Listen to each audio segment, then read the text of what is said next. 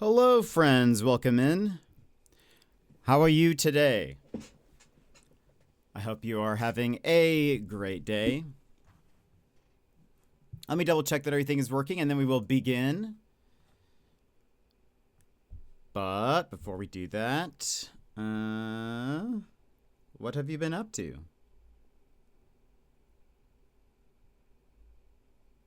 How's your day?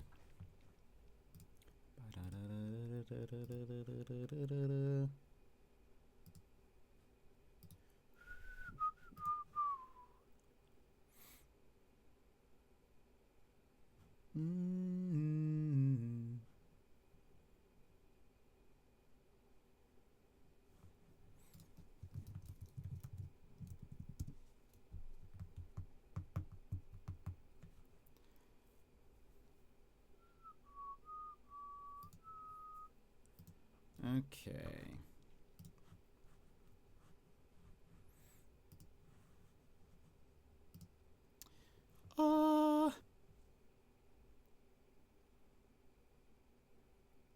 Okay.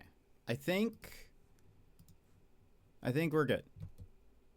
Welcoming everybody. Emmers, you were here first. How are you? And thank you so much for the 340 stream streak.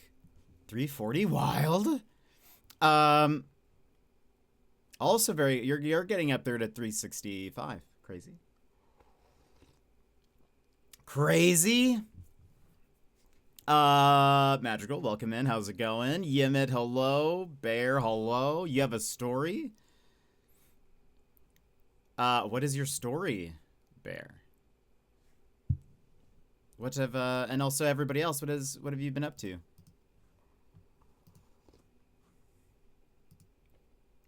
I think we might actually play a game today, by the way. I'm doing all right.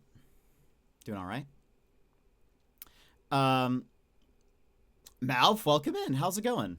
A good afternoon to you. How's your day going? What have you been up to? I've done a little bit of work today. And now we're here, pretty much. That's pretty much beginning, end of list.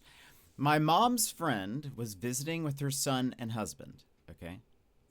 The kid was outside watching me feed the cats and kittens. He was like, do they get to eat whatever they want? And I was like, well, whatever I feed them, which is mostly dry and wet food. And he goes, my mom lets me eat whatever I want. And I said, oh, really? 25 minutes later, she comes out and she was like, I heard you made an inappropriate remark to my son. I was like, what? What?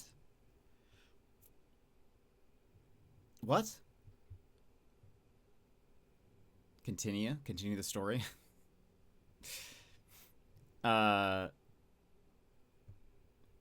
Interesting. Weird. Yeah, what else have you guys been up to while we wait for a bear story? I didn't do a pinned message. Boom. Boom. Boom. Boom. Boom. Yeah, I've just been working. There's so much to do for B week and other things. So much to do. So I have like normal work, and then I'm getting ready for all the stuff coming up ahead. So lots to do. I also thought I downloaded 2 different game showcases. I don't know. I thought maybe we watch one of them. I have the Wholesome Direct and the Day of the Devs. And I thought I kind of leaning towards Day of the Devs, but we'll see. Toon, welcome in. She was like, he told me that you called him fat, and then she proceeded to say that I'm not skinny myself. I said, hold on 1 second. I got the monitor for the camera that was right next to us. When we had our conversation, that kid's attitude changed faster than lightning. Oh, snap. So he just lied to his mom. And you're like, wait, I have the proof. I have the dash cam. Kids are devils. So he just got caught out, basically, for lying.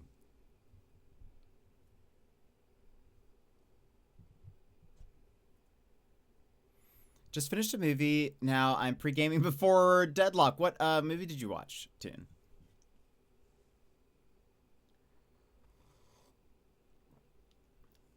And I'll probably watch another movie after. A Deadlock sandwich, if you will.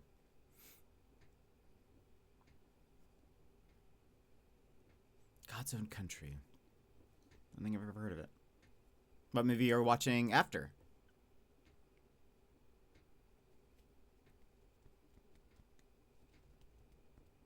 Also, I feel like I hear a bit about Deadlock, but on Reddit, but that's about it. I'm glad it's doing well. I asked if that was a trend, and she said, "Don't tell me how to parent my child," and didn't even reprimand him. Oh, no. So I said, got it. Your kid makes sense now. Snap! Oh, goodness. Things are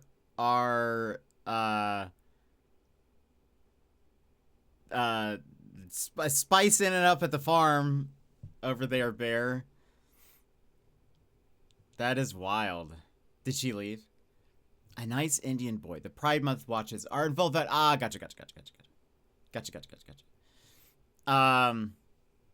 Yeah, Bear. That is wild. I can't believe. Well, can't believe that the kid would just sort of just lie like that and then go tell their mom that you said you know called them names or whatever, and then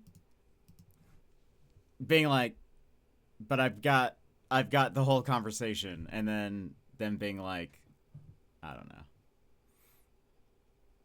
I have dealt with so many kids like that before. It felt immeasurably good to have the receipts. Yeah, that is actually excellent. Sociopath, future fraudster. That is wild. That, yeah, I feel like, I mean, kids do dumb things, so I'm like less surprised about that. More surprised that the parent wouldn't be like, you know,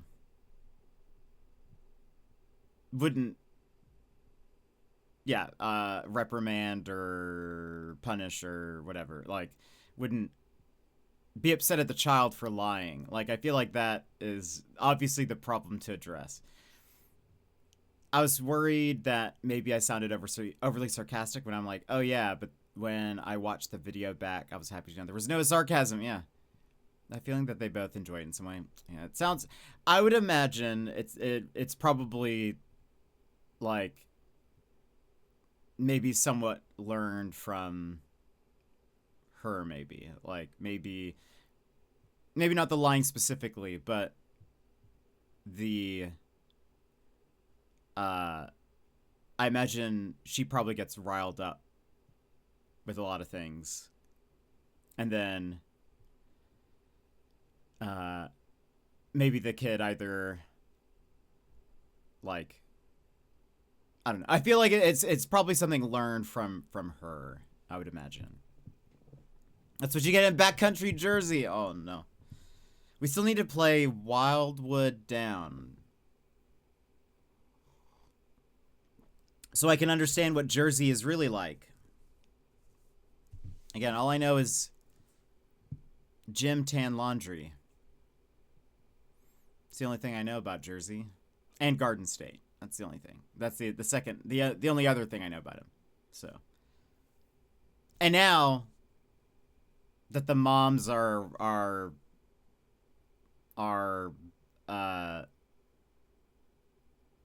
intense. Well, I guess, and we do have corroboration of that from Sassy, I feel like. So really, I'm learning so much about Jersey.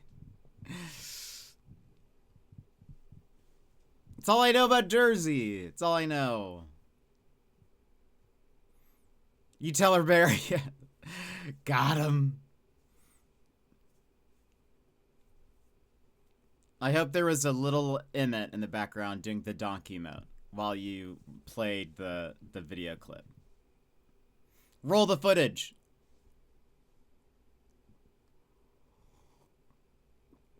Basically, by the way, next time, if they're ever over again, you need to make sure you never talk to them away from a camera. I was just tired. I did not feel like arguing. Yeah.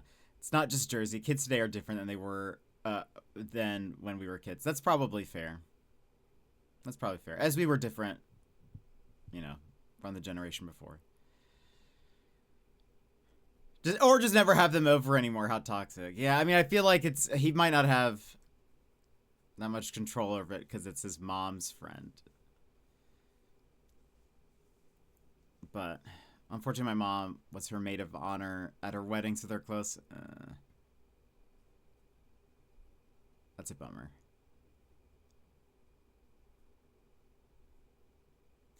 Yeah, yeah, I would just, yeah, I don't know. I just wouldn't talk to them, like, away from a camera if you can help it. Always just have your phone out. Recording whenever they're around. If they ever come talk to you. My mom even said you didn't have to go that hard with her, but I was like, I'm not going to get in trouble and yelled at for nothing. Yeah, for sure. This feels like one of those Reddit posts, like, am I overreacting? Am I the jerk? Or whatever. Or alternatives. I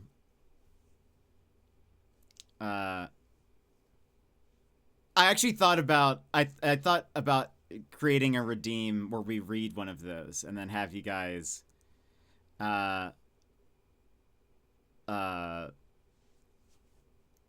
be the judge, if you will. Like it'd be like a one stream redeem, or like, or certain days of the week we do that or something. Before we get into the game, we read am I overreacting, or am I the jerk? Bear Mom, no. Some of them are crazy. Yeah, I mean, I feel like some of them are fake, but yes, I also feel like some of them are wild as well. There are many of them where I'm like, this feels too much. But yeah, I don't know. I've also realized some people just don't know how to interact with people. Look, good for you, Bear, for standing up for yourself. Yeah, I think that's very good. I'm glad you didn't just, like, ignore that.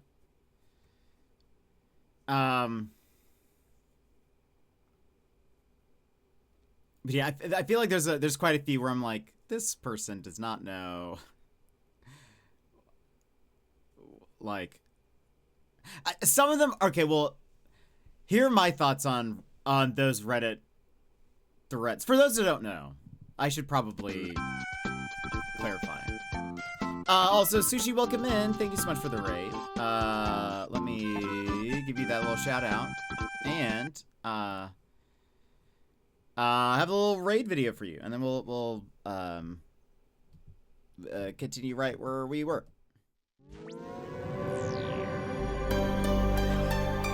Hi Raiders, I'm Jet, your fourth favorite streamer. Yeah, fourth. You know, the guy you end up with when your favorites are offline and you misclicked my channel. Before we dive in, aw, Snapsicles, this is a family-friendly stream. Please keep your chats cozy and clean or my mods will be on you like a pack of wild pumas.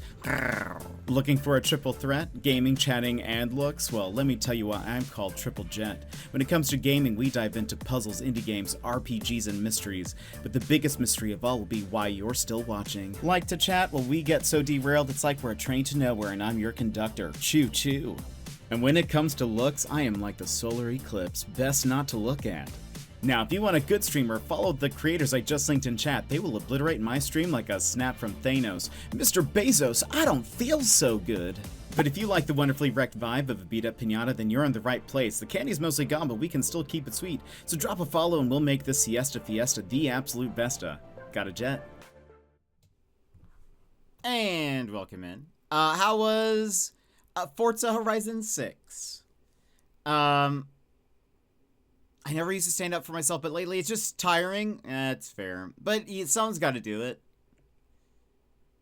I'm just thinking about how good I'm eating after Summer Games Fest. What are you having for dinner? Uh, it was good. Good to hear. Good to hear.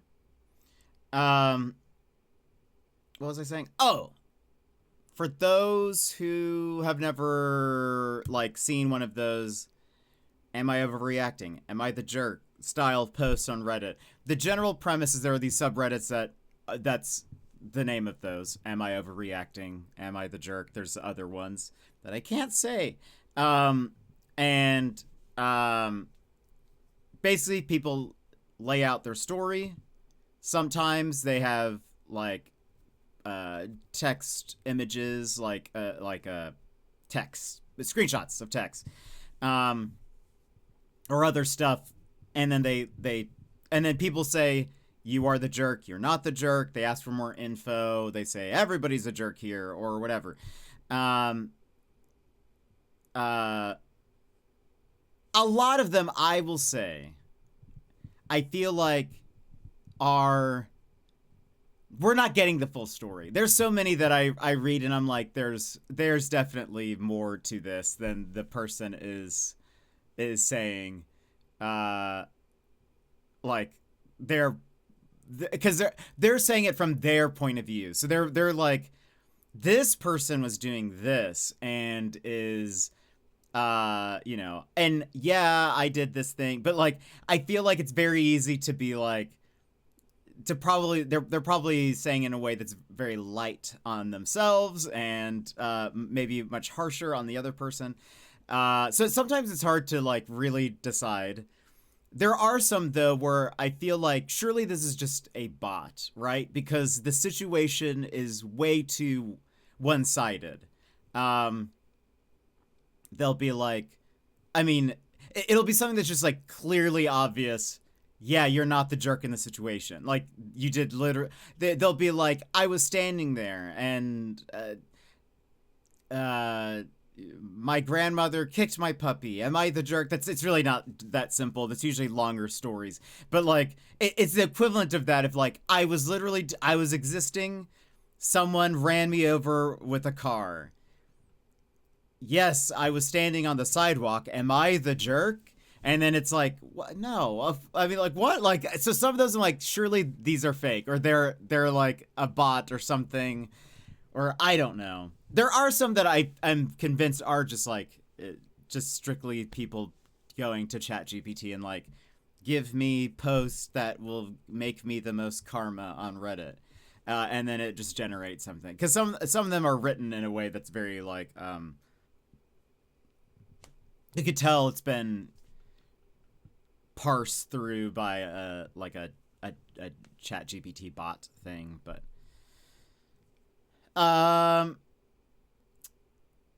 figure of speech, eating good, mean. Yeah, I know. I was joking. You've got to read the rest of the post by OP. Sometimes that's true. That it can be a giveaway. Sometimes people will be like, I 23F, meaning they're a 23-year-old woman. And then like the next post will be like, you go through their history and they're like, I 40F, and you're like, okay, wait a minute. I love the stories where the other party comes in and says, oh, is that what you thought happened? I don't see that often. That's very funny. I'm sure that's crazy. Or people make up to the extreme. Yeah, also true. Some of them are quite fun though. Just to see, I will say I don't know if I always agree with like the Reddit chat hive mind. Shan, well, man, sorry, my voice. Probably because we chatted a lot yesterday. Shan, there we go. That's probably better. How are you? How's it going? How's your day? The OP also sometimes give other context and updates. True, yeah. But yeah, I enjoy some of those posts. They're a good like right before bedtime read. I feel like mostly to be like, wow, other people are way weird. I'm doing all right. What have you been up to this weekend? I can tell it's a chatty jet stream when my phone battery is at 10. By the end of the stream, was that yours yesterday? Sometimes it sounds like you don't charge your phone though, Bear, because sometimes you've had to be like, my phone's dying. The brain rot to put your mind to sleep. Yeah, I think it just makes me feel better of my own life, you know. It was actually a 4%. Yeesh. Yeah, yesterday we were going to play a game, and then we just ended up chatting. And I feel like that was good. One, I started stream kind of late, so I thought, all right, that's probably fair. I felt like all the people who like FMV games, or most of them, were asleep, so I was like, okay, maybe we'll save this for another day. But I thought we had a nice little chat. So thank you everyone who was here yesterday to chat and stuff. Yeah, Shane, how are you? What have you been up to? But I thought about maybe doing something like that, having like either a certain day of the week we do that. I pull up one of those threads and I read it to you guys, and then you guys get to decide. Are they the jerk? Are they not the jerk? You decide. And then or I was like, do I have it as like a redeem or something? But that might be like, I don't know if doing that every day would be a little too much. So maybe something, I don't know. I was working today, but I spent a good 5 hours gaming with friends this evening, and I haven't laughed like that in so long. I feel healed. What did you play? That's very fun. I love games with friends. What did you play? And are IRL friends? Streamer friends? I guess it could technically be both, but like friends, you know, apart from Twitch, or like Twitch friends.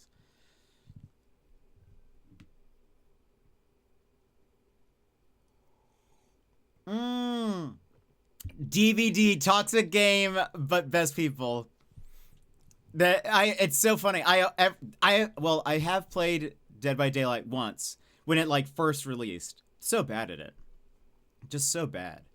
But yeah, I was like, afterwards I like was like everything I've heard about the community, I'm like, so toxic. But I can't really talk because I play League of Legends.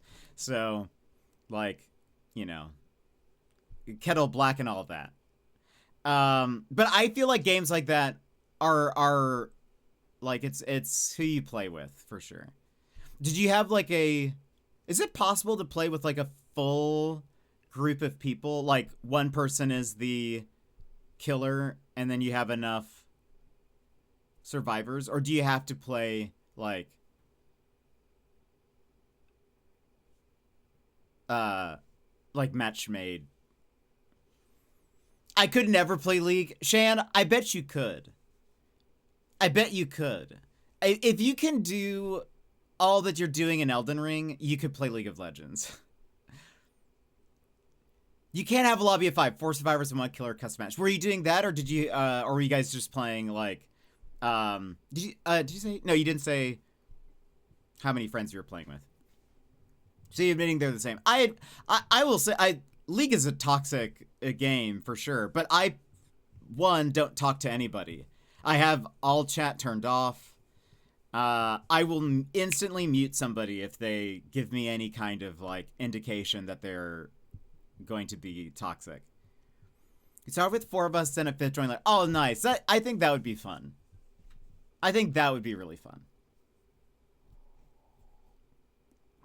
Like, I think I would have a better time with that than I would like matchmaking with randoms or whatever. It's sort of like I play Apex, but I will often just have my teammates muted, even, because if I've learned anything from League, it's that sometimes your teammates are the most toxic people. I saw someone that they were like, how do you describe League to someone who's never played it before or something? And they were like, you have to be prepared for people to berate you, tell you to delete the game, tell you that you're like the worst player ever, tell you that, like, you know, you're doing awful, you'll never be good, and that's just your teammates. And I was like, that's so true. I feel the most, because I always have all chat turned off. And I was like, the people who get so, I mean, well, my only interaction is with people who are on my team anyways, but they get so, they want to tear you down for some reason. They're having a bad game. They want to make you feel bad. I'm so happy I play on console, so I can't see the in-game chat. If people want to be toxic, I'm oblivious to it. That's good. That's good. Are you playing Elden Ring on PlayStation? Question mark? Are you mostly a PlayStation gamer? Now that I think about it, I'm like, wait a minute. I don't know if I've seen you play anything else that wasn't a game that could be played on PlayStation. Apex has like team chat, even if it's like crossplay, or it has like voice chat, and I've had some very toxic. I'm mostly playing PlayStation. Nice. Okay, I do as well. I do have a Steam Deck, but I'm a console. I'm a console boy. The only time I've played something not is if we're like emulating something, or I did play League the other day on stream, so that counts, I guess. But Apex has the occasional really toxic person, but I've met some nice people through it. I grew up with PlayStation, so I'm a console girly through and through. I've always been, I mean, I did PC game a little bit growing up. I had The Sims, StarCraft, like Age of Empires, Age of Mythology, but like I grew up with like Nintendo and stuff. So I've mostly console gamed. Too as a PC guy at first. I played Sims on my DS. How was that? That feels difficult. Is that difficult to play on a DS? I mean, I guess. Wait, did the DS have a touch? DS did have a touchscreen, right? I only had a 3DS, so I don't remember. I technically was console first because we had an we had a what's it called? It's called a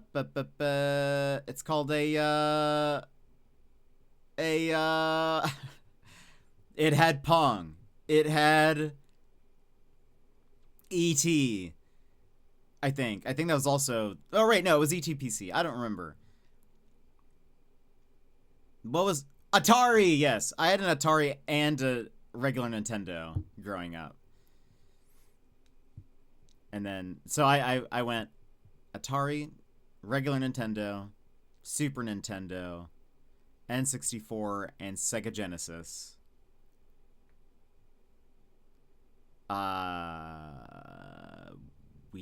GameCube. There we go. GameCube, Wii, PS2, PS3, Wii U, PS4, PS5, Switch, and all that. So I was a Nintendo boy. So I missed out on a lot of the games that, like, you're a big Crash fan. I've never played Crash. I never played Spyro, or Ratchet and Clank, or like any of those. Those were all like, because I joined PlayStation late in the game. It feels like, because I got my PS2 strictly for Rock Band. Because it was on sale at GameStop, with a PS2 and a Rock Band set. So I pretty much had that and like another game or two, for my PS2, and then I got that really late in like the PS2's life cycle.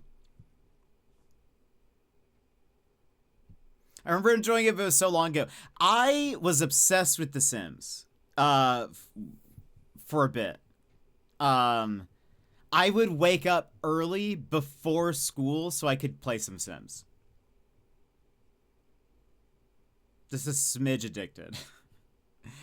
Crashes my entire childhood. I love that. Yeah, I have never played one. Sims 2, Pets was the GOAT.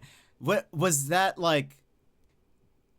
Was it like you were only controlling pets, or was it like the people could have pets? I found my original Sim CD in my mother's dresser 2 months ago. She told me I must have lost it. Oh, she was playing it. Bear. You can have pets. Okay. Yeah, I stopped. I got off the Sims bandwagon when Sims 1 Making Magic was GOAT. That's very funny. But were there goats in Sims 2 Pets? That's the question. What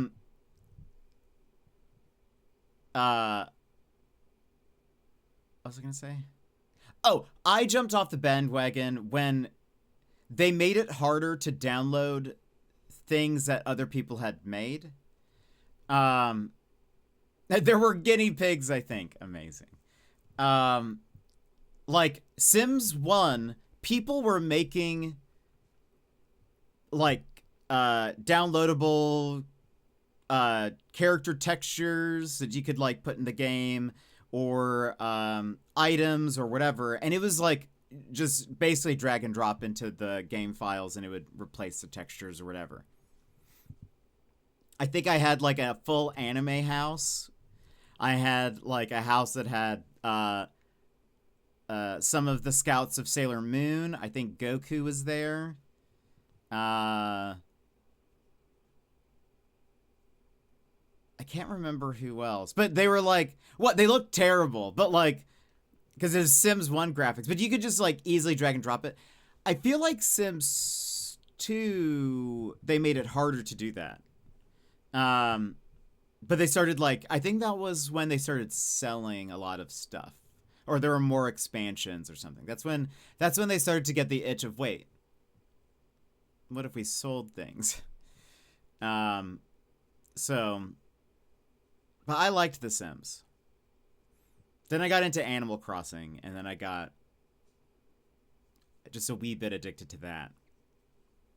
There's something about a life sim that I do enjoy. I actually, though, I will say I liked making the houses in Sims. That was probably my favorite bit. Like, I would spend a lot of time, and I would cheat. I would go into the little cheats menu and give myself infinite money. But I would like spend tons of time just building. So I'd build. I would figure out like who I would want in the house. So I'd be like, this will be Goku's room. And then I would like decorate each room for the person. Like I was very like meticulous like that. And then I think I would get kind of bored once I would hit play and then like they would start doing stuff. I'd be like, I'm going to move you now into a new house so I can build you a new thing. I would buy the fireworks machine, and then once when the rocket was coming back down, I would pause and sell the rocket. Could you do that? That's amazing. That's hilarious. Yeah, I liked The Sims. But yeah, I've mostly been console. It's like 50,000 each time. Yeesh, that's hilarious. That's a fun workaround. Yeah, so I never played Crash, never played Spyro. They're technically on our list of like maybe one day I'll play those games. But because I own the like Crash Insane trilogy and the Spyro Reignited thing.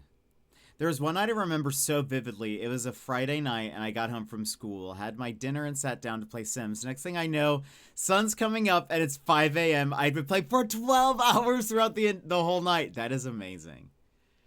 Was it a school night? Oh no, it was a Friday. Okay, that's good. I was like, wait a minute. That had been wild. I would do that. Same thing. I could play for hours. I mean, smash cut to me being a streamer. I could easily play for hours. So, no, my mom would never have allowed that on a school night. That's fair. Yeah, that would have been just. I'm imagining Shan just slamming not Red Bulls. There we go. I was gonna say Mountain Dew. There we go. There we go. Mountain Dew. Slamming Mountain Dews. Cheeto dust staining her fingertips. Just playing The Sims. Being a full degenerate. Well, while just playing The Sims. Mood, right? I love that. I then got into like emulating games on my computer. And so I played a lot of like Nintendo games that I didn't like. I wouldn't have been able to get like a hold of or anything. So yeah, so that started me finding other stuff. I don't know. Just very fun. Oh, nostalgia. Oh, those times. If only I had an outlet for those things. Where I could just go back and play retro games for hours. I've said maybe we'll do like a retro... We can't do a retro week because there's too many games to fit into a single week.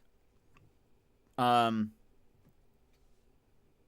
maybe we'll do... I don't know. But retro month seems like that's a lot to commit to. Ugh. A whole month? I don't know. We'll see. The year of retro. No, thank you. I don't think I could do that. There are too many fun indie games that are always coming out that I would be like, we're missing this. By the way, Mermaid Mask got a release date. July. Comes out next month. We play that next month. Very excited about that. That'll be I'm excited. Whether I get a code for it or not, that is a on day release. Be back in a bit. Mouth, thank you so much. I hope you have a good one. But that's fun, Chan. Do you have any fun? Wait, so you work the weekends also? What is your schedule like?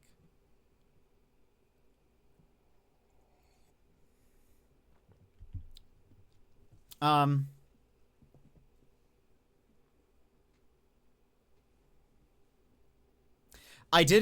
used to also play, like I mentioned, I also played Age of Empires, Age of Mythology. What is your schedule like? Because you worked on Saturday? You said you worked today? What is your work schedule?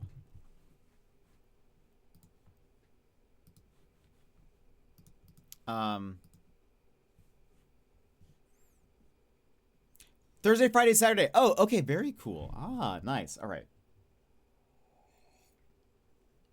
That's awesome. By the way, I was watching everybody when Shan was fighting against Melania. I'm not sure if that's right. When do you think how many attempts do you think it's gonna take to beat her? You got it. I wasn't sure if it's, I don't know, Melania? Melania? Melania. How long do you think it's gonna take? She's the last boss for you, no? To finish your run? I predict end of July, but I made it to phase 2 on day 1, so maybe sooner. End of July? Oh, goodness. That's wild. This is why I don't play Dark or Souls-likes. This is why I don't play Souls-likes, everybody. I couldn't do it. I don't have the constitution for it. She is tough, and I gotta beat her without taking a hit? Right, because it's a one-hit kill. Surprisingly, I didn't struggle with her, but also I'm not doing a crazy run like Shan is. Yeah, also true. Rather, the Lich King expansion came out on a school night, went to GameStop with friends for the midnight release, went home, played till like 3 a.m., and still went to school a few hours later. Do you remember that school day? Were you exhausted? That is amazing, though. Emmy, welcome in. How are you? I do. I did that with Halo 3. I feel like I never had a midnight release where then it was like the next day. Well, I didn't go to too many. I think I did Smash Bros. On my first playthrough when I was level 130 or something. I didn't struggle too much. Yeah, I bet. I bet the difference of doing that at 130 versus level 1, right? Because it's a no level run. Must be wild. The difference must be wild. So you can't even take a single hit. I just there's like I don't mind a difficult game if it's like there has to be certain things, but I get over it real fast. Like if something's a little bit difficult, I'm like, okay, I don't mind that. But if it's like, I don't know, my tolerance for it is so low that I just stop having fun. So I have to make it fun. So I'm like, sweet, now we're in story mode. I'm sure we play like Fury, I would say, is a hard game, but I really like it. I think it's fun, but I'm good. Extremely tired, but had a good night yesterday with my oh yeah, how was your friend's birthday? How was the Italian? I'm definitely a masochist for sure. I love it. Yeah, I mean, I will say, I think, to speak meta, I think Souls-like games make for great content. I think they make for great content. So, like, I think that's great there. I think it's great for that. Because then people cheer you on, and people are, like, rooting for you. You give them something to root for, you know? But like, yeah, I don't know. I can't. I'm like, as soon as a game starts becoming unfun, I'm like, we're switching this to easy. I'm done. I'm done with this. I need to move on. I remember sitting in art class. I don't remember being too crazy tired. I have heard, I don't know if this is true. I'm no sleep doctor. I have heard that, like, if you stay up, let's say tonight, you don't go to sleep, you don't feel tired the next day, you feel tired the following. Like, you might be able to power through the next day fine, but it's not, you don't feel the effects of the lack of sleep until the following, or something like that. Then again, Jet did fight the hardest enemy in Ghost with less than half of the upgrades within 3 streams. That's true. You see, there are some things that I'll do where I'm like, because I felt like we could do it. And I also, to be honest, I hate when there's like either something you can get or a power up that they're like, oh, you can, like, if you beat this boss, you get the special thing, but usually you beat that at the very end of the game, so you don't really get to use that item. That's like a big pet peeve of mine. I like hate it. That's like, because I'm like, what's the point? I've finished the game. I've done everything. What do we need to get you to play, to play a Souls-like? Oh gosh. I've already put so many things on Get Me to Partner. Oh gosh, do I want to put that on there? I don't know. that even feels like oh gosh. But why not? It's not happening. Get me to partner and I'll play a Souls game. You guys get me to partner? Done. I'll play a Souls game.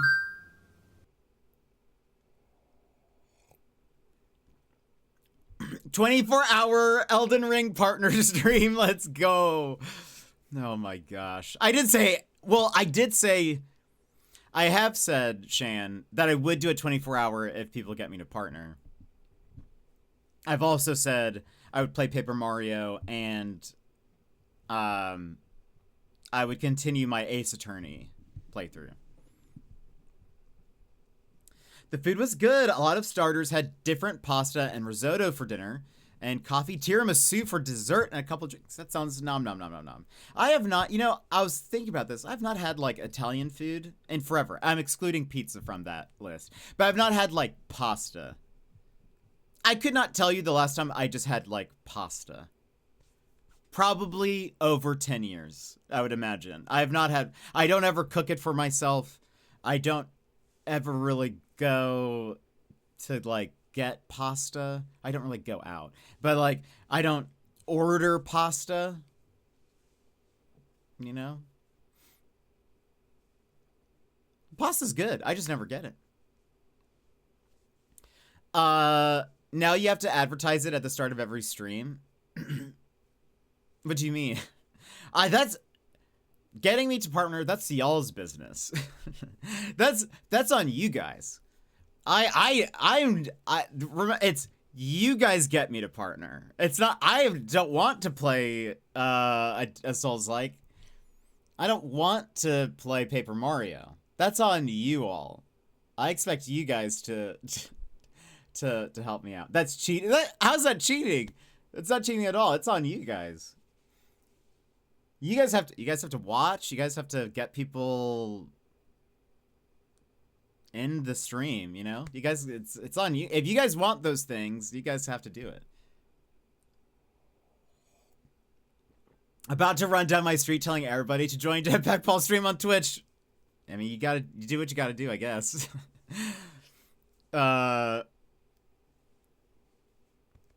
question would then be, which Souls game do I play?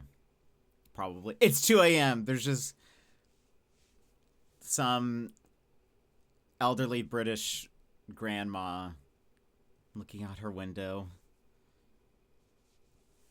seeing a woman run down the road, shouting something about a jetpack. No idea what's happening. Saturday night, they'll all be drunk and Willie, I'm sure. Go down to the local pub, which I'm sure everyone has. That's my interpretation of England. But I already asked all my friends. See, Bear's not gonna happen. It's not gonna happen. See, that's why I can keep putting things on that. Do you think Hogwarts had any streamers? Do you think they would ever have streamers? Surely there'd be one kid who ends up being a streamer. Local pub is a 30-second walk, to be fair. Love that. Like, obviously, I guess the books, movies take place in, like, the 90s or something. I don't think so. You don't think eventually, when they get to, like, our time, do you think... Surely there'd be one wizard who's a streamer. Or an influencer. Surely.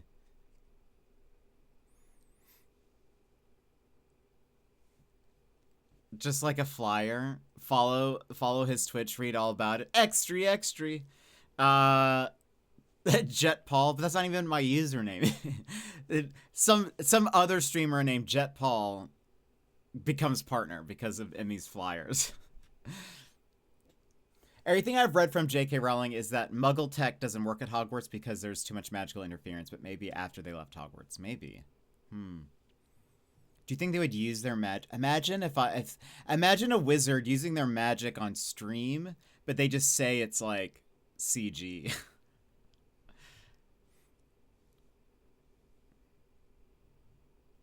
They could make themselves look like an anime cat girl, probably, and say they're a VTuber, but they're not a VTuber.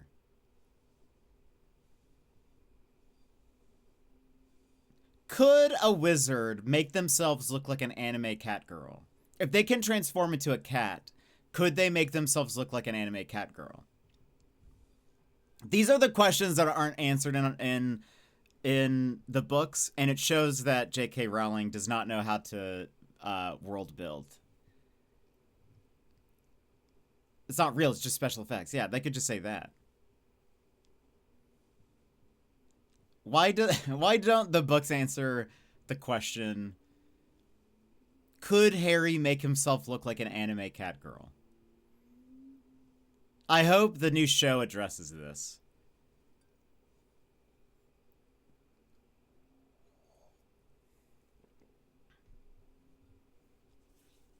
I'm sure it's out there. I gotta reread the books. Maybe it's in. I gotta check the wikis.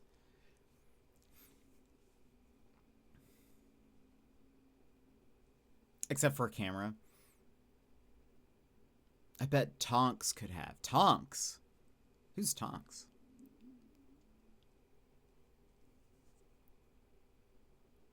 I guess that isn't really techie.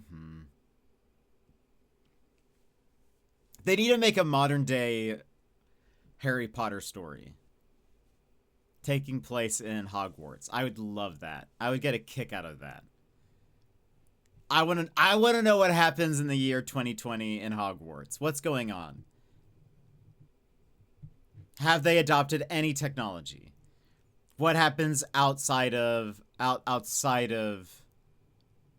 like, you know, once they leave Hogwarts? What are they like? Are there any 6-7 is banned. That's very funny. It's not an old-timey bulb flash camera with actual film, though.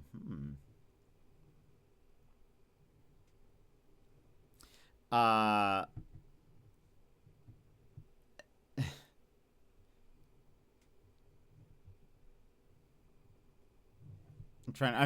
I'm thinking of how ridiculous it could be.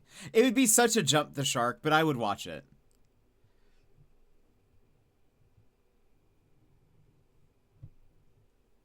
Imagine, I don't know. It would just, it could be so funny. How do we get the rights to make a modern day Harry Potter? Surely it's not that expensive. Do you guys want to watch a showcase from today or no? Or do we just jump into the game?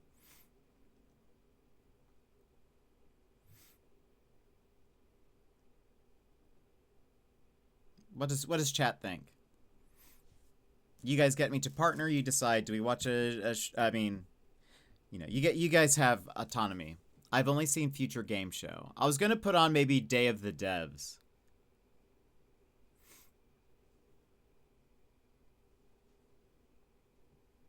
But if you guys just want me to get into the game, I will. Showcase. I've only watched the Wholesome Direct. I also downloaded that one, but I did think, I was like, oh, I know other people have watched it probably. We'll do a poll.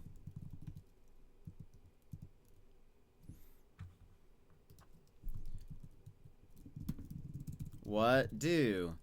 Watch, showcase, play game. You have 2 minutes. 2 minutes to vote. Do we watch Day of the Devs or do we hop into the game?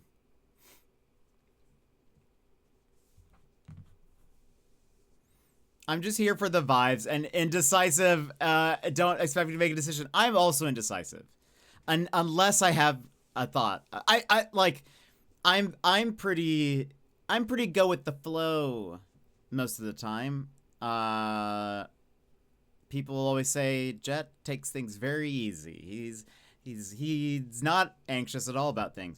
I'm really only opinionated if I have like a distinct, like, I really want to do this. But other times I'm like, I'm good with either option. You tell me things. So yeah. So I'm kind of indecisive as well. We have quite a few watch showcase. You have about a minute left. If anybody is like, no, we play game. We play the game. Which we still will play the game. But it just is, do we hop now into the game? Or do we Watch the showcase. But yeah, I'm also pretty indecisive. Again, sometimes I'm just like, I know what we're gonna do, or I have a strong opinion on like where I want. If I'm like craving something, like if someone was like, where do you want to eat? If I'm craving something, I'll be like, I really want blank. But if I'm ever like, I don't know, here's two options. It's usually like I don't care either way. I'll be fine with either. We watched the showcase. Let me put this in. I really like Day of the Devs. I've watched it most years. There's usually some really fun indie games on it. Bah. Gotcha. All right, let me put this here.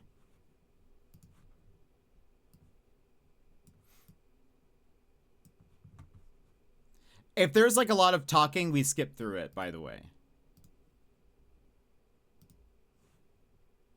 Now, only one play the game. I'm sorry. Whoever was like, play the game. Okay.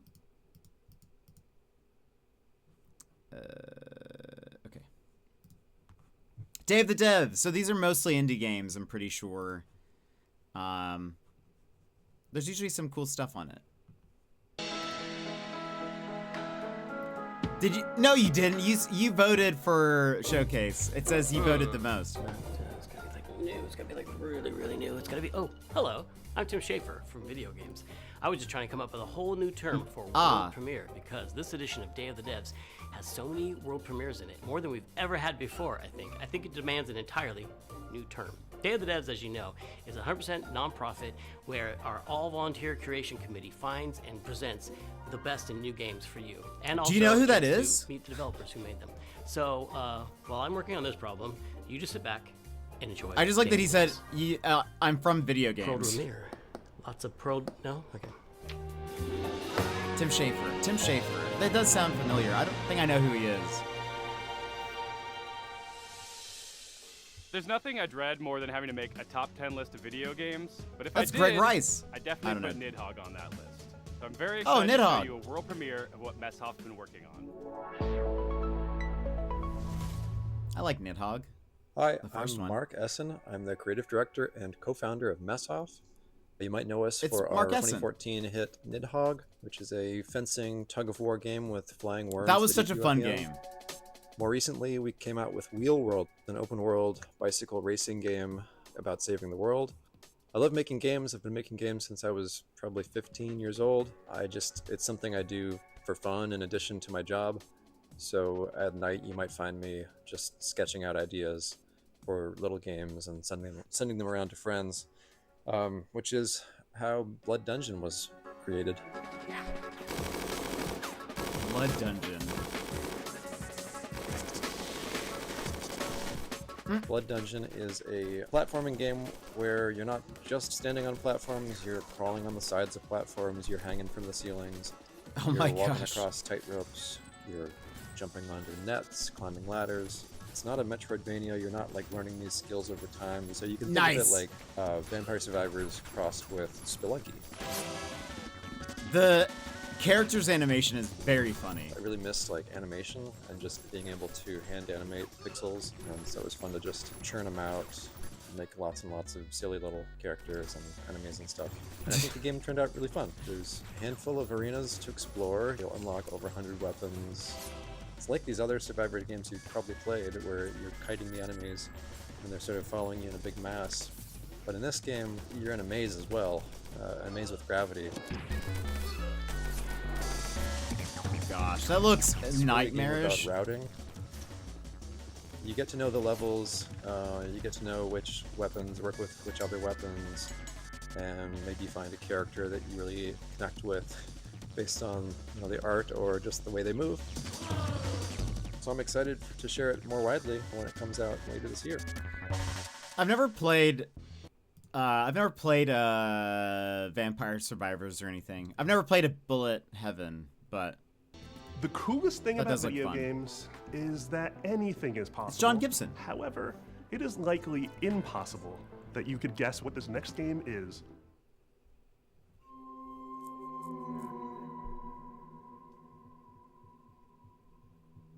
Is it an FMV?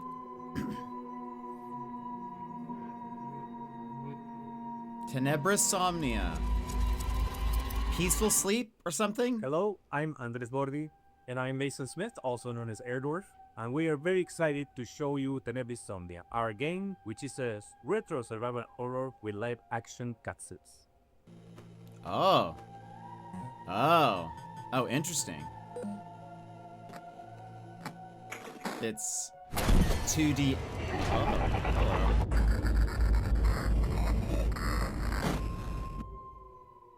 That's right, these insane madmen actually put in a live action horror movie made by a professional production company and an award-winning special effects team right here in their Pixel horror game. It's interesting. That's like an interesting concept. 2D and. Yeah, no thanks. Yeah. Tenebris. Is that peace or something? So the story Somnia of would be. Tenebris Somnia Or follows Julia, an Argentine girl who's having nightmares every night about her ex-boyfriend Ivan being killed by horrible monsters. And she finds out that the nightmare is Classic. real, and now she's trapped inside. Darkness. Tenebrae. Right. And.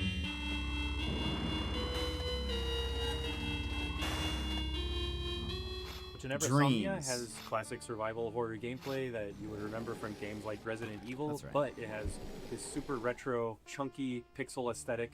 And in order to survive, Julia has to solve puzzles and collect items and also manage her Do consumables, like puzzles, and but she's going to make it through. The live action stuff looks spoopy. I could probably handle the 2D. So, once I was playing Faith on streaming, I said, I would like to do something like this.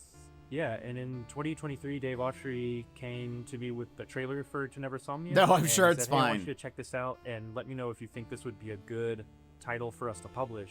Well, I had known Andres and Tobias and the guys at Cybot Studios down in Argentina for quite a long time, and I knew how much Faith inspired Tenebris Somnia. So I said, guys, there's really only one way Who's he talking we're to? making this game, and that's if Airdorf signs on as executive producer. Andres was the director of one of my You talking favorite to horror me? short films, Alexia, and so I was really excited. I immediately said yes. I didn't put it together at the time, but I think it was just this weird, evil twist of fate that we get to work together now.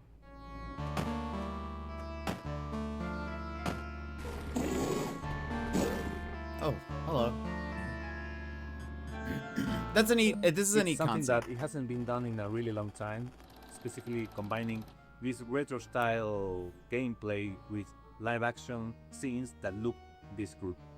And besides filming on sets, they also filmed on It's location on my list? in Nice. several places in Buenos Aires. These cutscenes bring a lot of talent from Okay, the film industry I wish in I could Argentina, easily and also skip ahead. television, and also the theater industry. And also the monsters that you see in pixel form during regular gameplay make an appearance in live action, and they were achieved using practical and digital makeup and monster VFX by an awards-winning That's pretty special effects crazy. team, and absolutely no generative AI. Nice. We love that. The game and the No cinematics AI, get big really fan. crazy and psychotic towards the end, and I can't wait for y'all to play it. Thank you for giving us the opportunity to show you Tenebris Somnia. Please look for Tenebris Somnia later this year on October the 16th on PC and consoles. Tenebris Somnia, Retro Nightmares, Real Is it Life even a Horrors, game? Right. October 16th, 2026. We like that. Get ready to get your groove on with our next title, Mr. Records. Two of the game's designers, who you'll meet in a moment, are also its composers. That is so cool. French developer Glitchies has put together a combination of mechanics and music that'll leave you nodding your head and tapping your feet. Enjoy this world. Universio Revelio is what people call that now. I'm not doing that. Enjoy this world premiere of Mr. Records.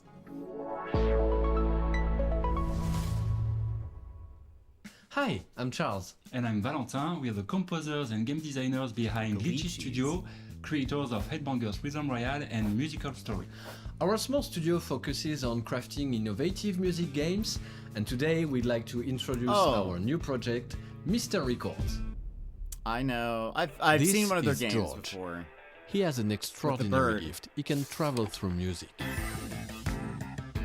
As soon as he hears the first notes of a record, he's transported into vivid worlds where he interacts rhythmically with the environment and unfolding events. Sun in your ears, give up your fears.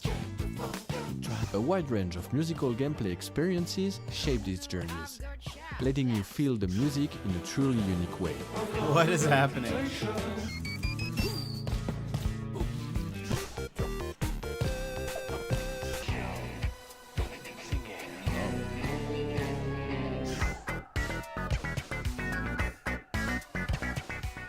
When he's not exploring these musical worlds, George runs his record store.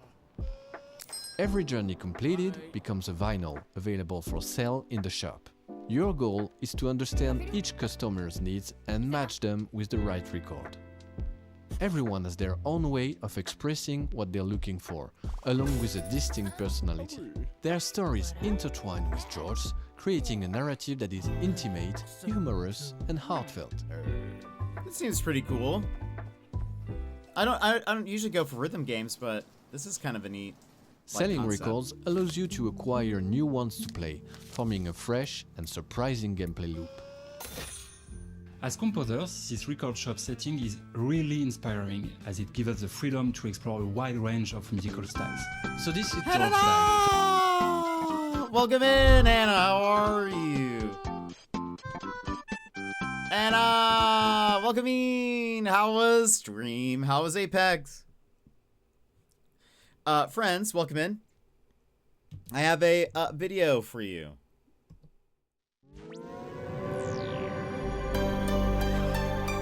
Hi Raiders, I'm Jet, your fourth favorite streamer. Yeah, fourth. You know, the guy you end up with when your favorites are offline and you misclicked my channel. Before we dive in, Snapsicles, this is a family-friendly stream. Please keep your chats cozy and clean or my mods will be on you like a pack of wild pumas. Looking for a triple threat? Gaming, chatting, and looks? Well, let me tell you why I'm called Triple Jet. When it comes to gaming, we dive into puzzles, indie games, RPGs, and mysteries. But the biggest mystery of all will be why you're still watching. Like to chat? Well, we get so derailed it's like we're a train to nowhere and I'm your conductor. Choo choo. And when it comes to looks, I am like the solar eclipse, best not to look at. Now, if you want a good streamer, follow the creators I just linked in chat. They will obliterate my stream like a snap from Thanos. Mr. Bezos, I don't feel so good. But if you like the wonderfully wrecked vibe of a beat-up pinata, then you're in the right place. The candy's mostly gone, but we can still keep it sweet. So drop a follow and we'll make this siesta fiesta the absolute besta. Got a jet? And welcome in. Also, just realized, oh wait, it's gonna restart the video. We'll have to skip ahead. How was stream? How was Apex? Did you get some dubs? Friends, if you're not following Hannah, please do. She's wonderful. How was stream? How was also, you've been like traveling for work, no? I feel like you've been traveling for work a bit. We are currently, and she gets the yoink, she did. We are currently watching Day of the Devs, which is one of the showcases from this weekend for Game Fest. Okay, it looks like they do a song. I need to wishlist this. This looks great. I'm gonna wishlist it right now. I'm gonna open up my Steam. I could see us playing this. Not a big rhythm guy, but Mr. Records. I also like the design of this main character.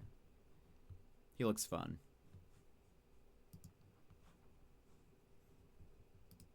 But I hope you've been having a wonderful time. Hope you've been good. Let's see if we maybe move through some of these a little bit faster. And that's okay, because with every run, you grow stronger. Did we miss? Hold on. Yeah, we did miss. Our co-op action roguelike for 33 players. No waiting around. 33 you jump players? straight into the action through instant matchmaking. You tear through hordes of enemies sent by God to punish you, and rebel against the wrath of God together. I think Dex Bonus You played can play this. solo if you want, or with 1, 2, or 3 friends, because in 33 Immortals, everything is about cooperation. We spent a lot of time designing the game so that you want to play with others, even if you don't know them. There is no voice chat in this game. You use in-game emotes to communicate with your fellow rebels. Combine your strength, whether you're a tank, specialist, ranged, or melee player, and push forward no matter what. You will die, and that's okay. Because with every run, you grow stronger. You'll have to. What you're up How's the against- game tonight? We haven't started our game yet. We are going to play an FMV game, but we're currently watching a oh right, one of the a classic me. We're currently watching one of the Summer Games Fest showcases called Day of the Devs. But by the way, how have you been? Have you been traveling for work? No. But we're gonna be playing an FMV game called The Shape-Shifting Detective. So we're gonna be solving a crime. Ooh. But also, how was stream? Tell us about your stream. Is nothing less than the wrath of God. And the best part, you never face it alone. You face it together. This is my friend, so I didn't stream for a week. This- Oh, okay. So come join the rebellion. I thought you were work traveling, but gotcha. 33 Immortals. That looks interesting. Sometimes that in comes life, out there are things that just make you want to give up in and 4 go days. fishing. An apocalypse that ravaged the Earth and left us in a world filled with Lovecraftian nightmares and mutants might just be one of those things. So pop on your waders, folks, and grab your lures. From Dream Dock, this is Dreadmore. Hi, I'm I've heard of Rostislav Fedorov, this. CEO of Dream Dog Studio, and today I'll be talking to you about Dreadmore. Yes. It kind of reminded me of Dredge a little bit, but sort of first person. Dreadmore is a first-person fishing adventure game set in a world where long ago a catastrophe took place, changing the land, water, creatures, and the people who survived. Now it is a dark, dangerous place that is flooded and rotting. As the player, you travel on a fishing boat that is your lifeline in this world, but that also means it is your responsibility to keep it fueled up and repaired. You can go on the land, walk from place to place, and meet the people living in this world. Those people can be quite strange, but you'll find that as you talk to them, you'll pick up quests and learn a lot about the place that they live. I feel like I could handle this. The I dig most the music. important Hope it's part actually of used the in the game. Yeah. Fishing. We made sure that fishing is not just a simple minigame. You start by checking the water, casting your line, and then you wait. What happens next depends on what bites.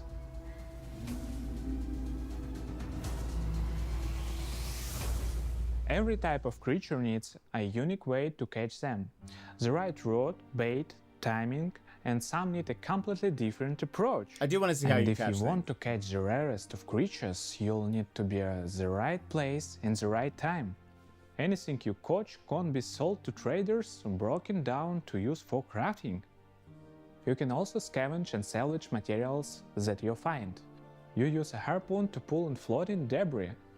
One man's junk is another man's treasure. If you want to go too deeper into the game, you have to craft bait, harpoons, looks pretty neat. medicine, The and art gear. style is Very cool. often you'll need to make what you need from what you can gather by yourself.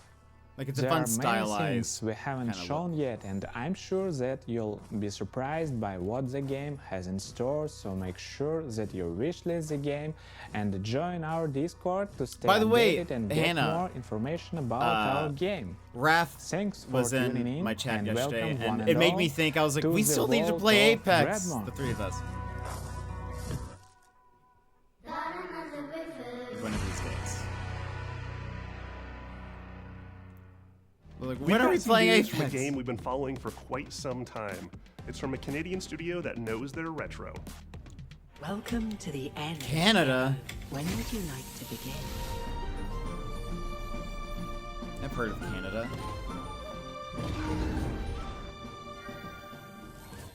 Hi everyone, I'm Nick.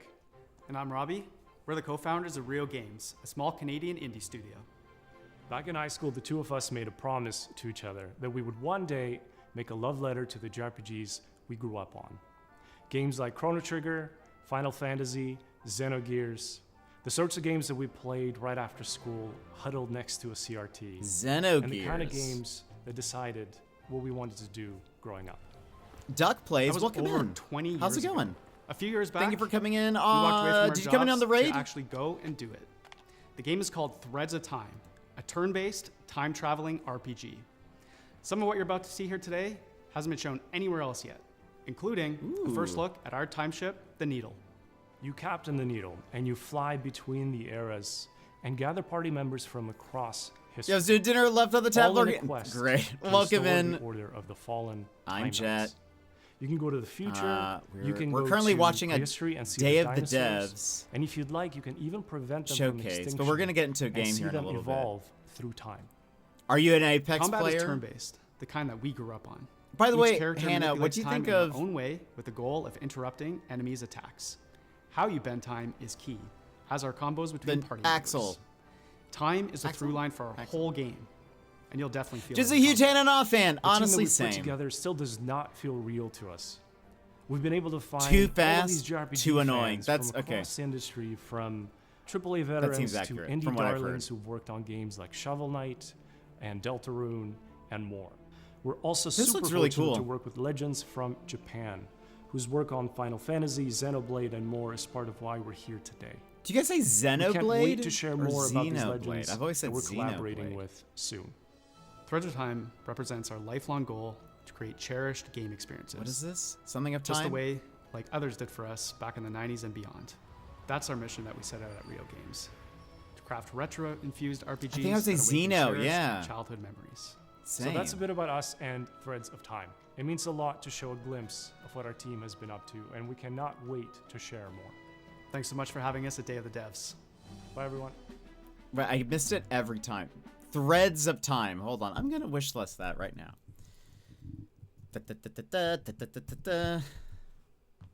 It looks interesting. I like the art style. Threads of Time. Add to wish list. I think it looks cool. Time travel, JRPG inspirations. Sign me up. It's not often you get to world premiere a game that's been in development for 22 years, but here we are. I first played this game back in 2004. It's since gone on to be released in multiple fashions. And I'm Was that excited to show you the 22 next years ago? 2004? Oh my goodness. I'm Unk. I'm Unk, Hannah. Hi there. Hi, I'm Mare. I'm Reagan. And we're MetaNet Software. You might have heard of our games N, N+, and N++. Today we're delighted to announce I have, that we're back actually. on our bullshit with a little something we like to call N plus infinity times 2. I'm sorry?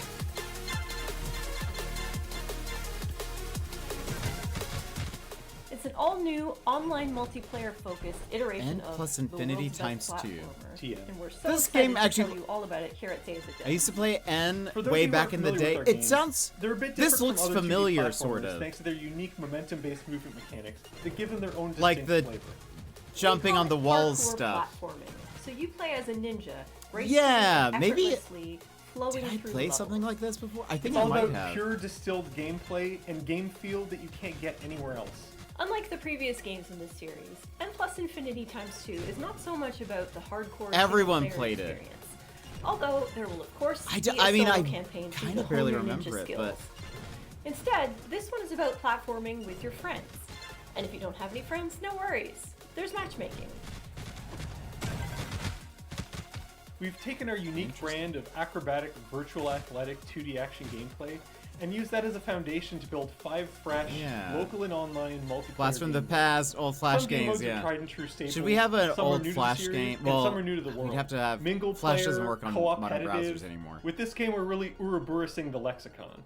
Flash game You'll be day. running around with your friends, luring enemies into your opponents, making the ultimate sacrifice the- for your teammates, and hunting each other with rockets. Newgrounds. Newgrounds stream day.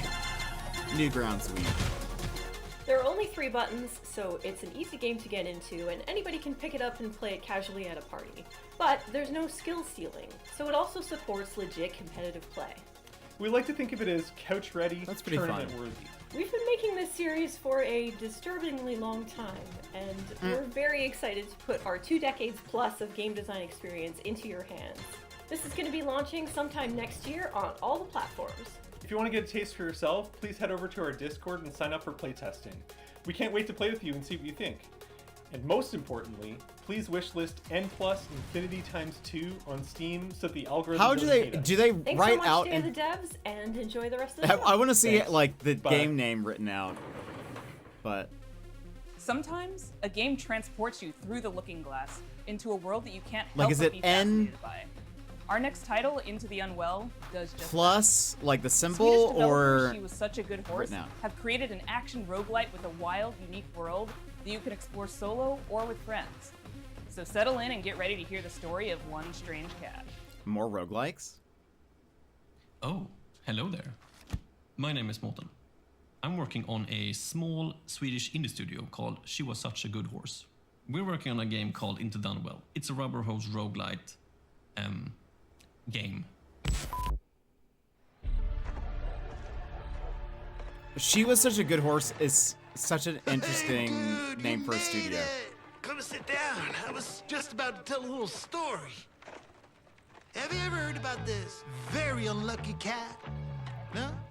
All right. So he was just walking around town and Oh, I've seen this on Reddit. On the indie game dev subreddit. The main character's animations look cool. I don't know if the art style sells me necessarily, but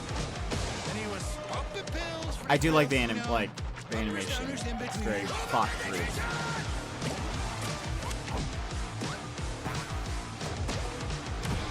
One day you met some cute and odd-looking friends.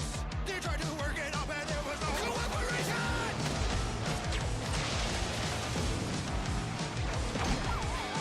And after everything and all the lessons learned, suddenly you were face to face with the absurd. This is it.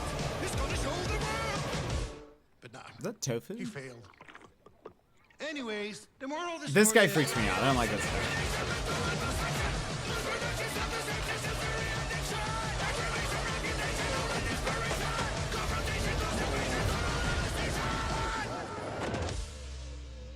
Into the Unwell, right. Did I tell you I'm doing my third always a pleasure playthrough to of Mouse debut PI? No, you games did and Day not. of the Devs that I intertwine didn't know the you personal started stories a of second their playthrough. creators. This world premiere Why debut? is intimately special and worth paying attention to.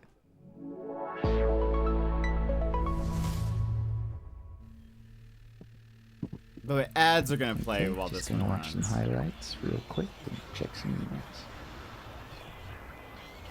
Where were we? What the hell are we doing?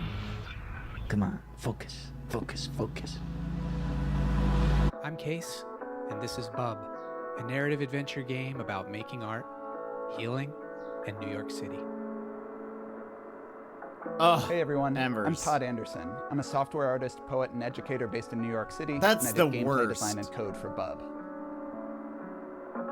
Since I was a little kid, I've For always one, I liked hate Caitlin. drawing. 2, Whether that was with pencils or markers, 4 or firecrackers? scissors or collage, whatever I could get my hands on, really.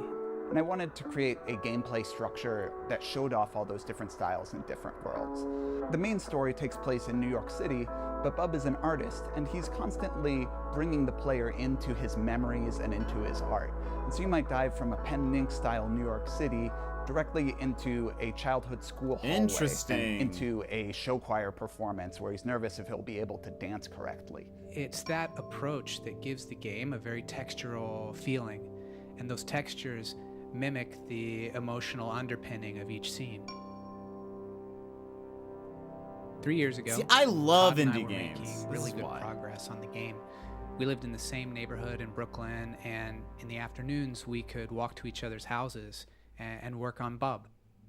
But something unexpected happened, and I got really sick and was diagnosed with multiple sclerosis. Oof. And during that time, I lost a lot of my vision, my dexterity in my hands, and it was basically impossible for me to make art. So Todd and I focused on our friendship, and I focused on healing. And little by little over time, the old connections that had always existed in my brain, the ones that told me how to make things and how to use my hands, they started to come back. I had a choice. I could keep looking down into the bottomless pit of despair, or I could focus on how many good things had happened to me in my life, how many good people I'd met. I decided to go there and focus on I can feel like this gratitude. game's And that's going to be become sad, maybe. a central theme of the game. But it's Just a ultimately little a hopeful story and about drawing connections between your own hardships and difficulties and using that to connect with other people. I love the art and style changes, appreciate though. what you have and share it with others. Bub is also a game about New York City. It's a place that both Case and I have lived and made work for over 10 years, and we wanted to capture some of that energy of being a young person, figuring out what you care about and how to say it, alongside a bunch of other people that are just trying to do the same. We've been lucky to collaborate with our talented friends. Adam Schatz has laid down an amazing blanket of music and sound throughout the entire game. Asher Kurtz has written beautiful I went ahead and additional wishlisted it. guitar music for the project as well. Whitmer Thomas, fresh off of his supporting role in the film Weapons, is the voice of Bub.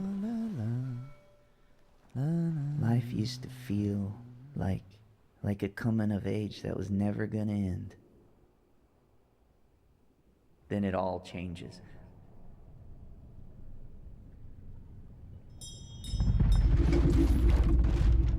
And our friends at Some Point Sound have built a rich layer of effects that's really bringing the game to life. We're so excited to share this game with you in 2027, and please follow along with us at our 2027. Steam page, and thanks so much. That's fair. That looks really cool. I like that they first met use Mike different Boxleiter styles in of Iowa art. over a decade ago when he was making incredible mobile games. He went on to create Secret Hitler, which is a huge success in the board game community. Now he's back with a few friends to make a new Oh, video game, and they're here to show you I a think I've world seen premiere this. of what they've been working on. I'm gonna sneeze. Hi, I'm Mike Boxleiter, creator of Lazy River. Right, yes. Whoa, yeah, see, it's working.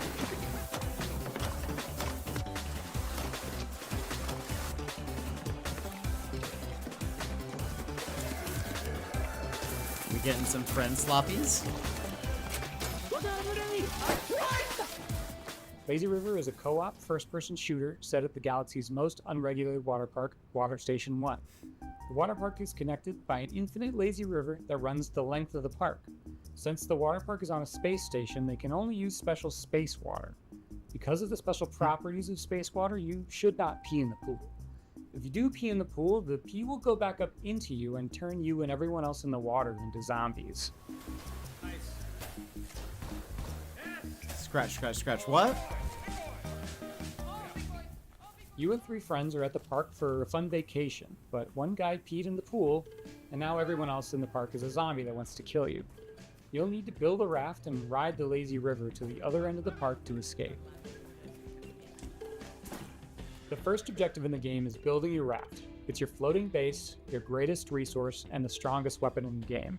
Start building by gathering inner tubes and lashing them together. You'll have to leave your raft to scavenge for materials from around the park, however. The whole place is infested with zombies, but lucky for you, once the zombification process is finished, the zombies are vulnerable to water. Fight them with pool noodles, water guns, and water balloons, and make your way back to the raft with your loot. On your raft, you're safe from the zombies, unless you get some hop-ons. You're gonna get hop-ons. If you get hurt, cook up some hot dogs on the grill to regain your strength. Use scavenged materials to craft armor, turrets, and engines for your raft. Make sure to build something balanced and don't make it too heavy. A raft that can't drive straight is a sitting duck. Build smart and create your own custom floating fortress. There'll be some trouble afoot. You'll need to choose your path along the river carefully. The robot security forces will set It does up look- blockades and strong defenses. Get too Um, close, and they'll shoot out your inner tubes and damage your raft. And make sure not to set up the park alarm system. Setting out the alarm will start the park's self-clean cycle, which will obliterate Like, there's a lot all of organic unique life in the area. mechanics to the game. That would really ruin your summer vacation. It's maybe moving a little faster than we're moving.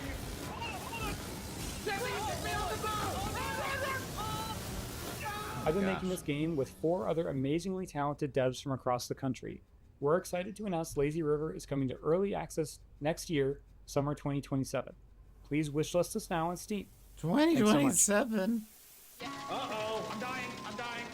Help. All right, we'll have these on earrings. I feel like games should only be announced Our 6 next months title ahead. is as complex and That thoughtful of as you'd release. expect from developers Sunset Visitor. The Vancouver-based studio created Peabody-winning 1,000 Times Resist, and their next game is looking just as intriguing, innovative, and slightly unnerving. In the best There's way. none of that because then you have to I'm wait. so excited to present. There's no fun in Prove waiting. You're Human. I have dreamt so long of my body that I know everything about it. I have dreamt it into existence. They say you think you're human. Oh boy. I am human.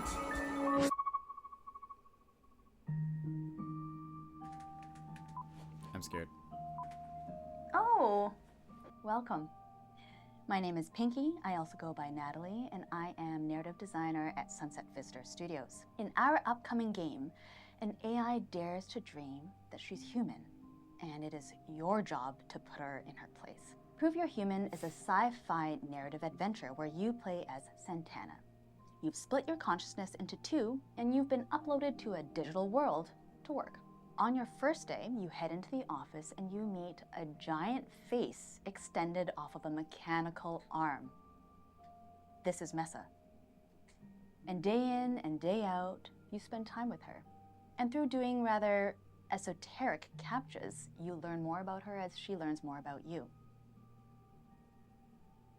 My name is Daniel Bolio. I'm an artist here at Sunset Visitor, and my background has mostly been in animation here in Vancouver. My first project in games was a game for the Nintendo Switch called Boreal Tenebrae. Animating Mesa is...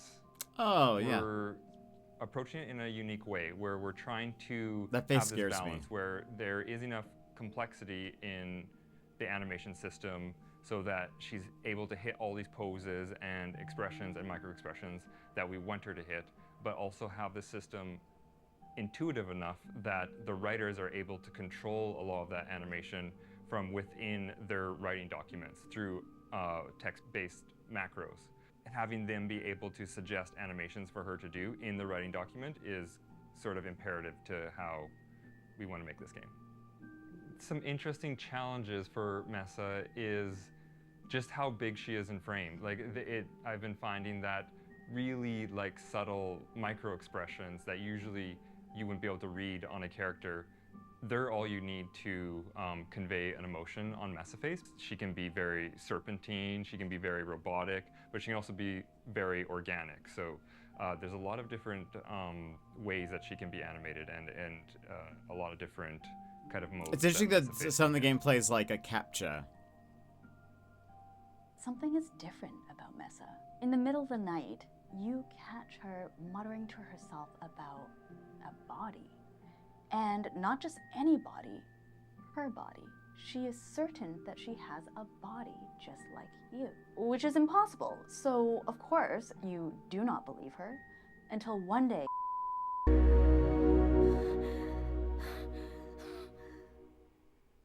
This next world premiere Surpriso. hails from Paris, France, from a developer who isn't afraid to peel away the layers of the humanity onion. I am interested. Hold on. I'm gonna prove you're human. I'm gonna add it, even though the face terrifies me a bit. I'm gonna add that to my wish list. Prove you're human.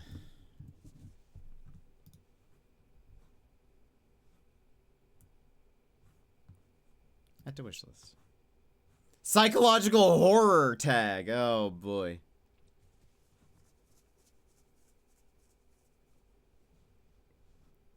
Terrified.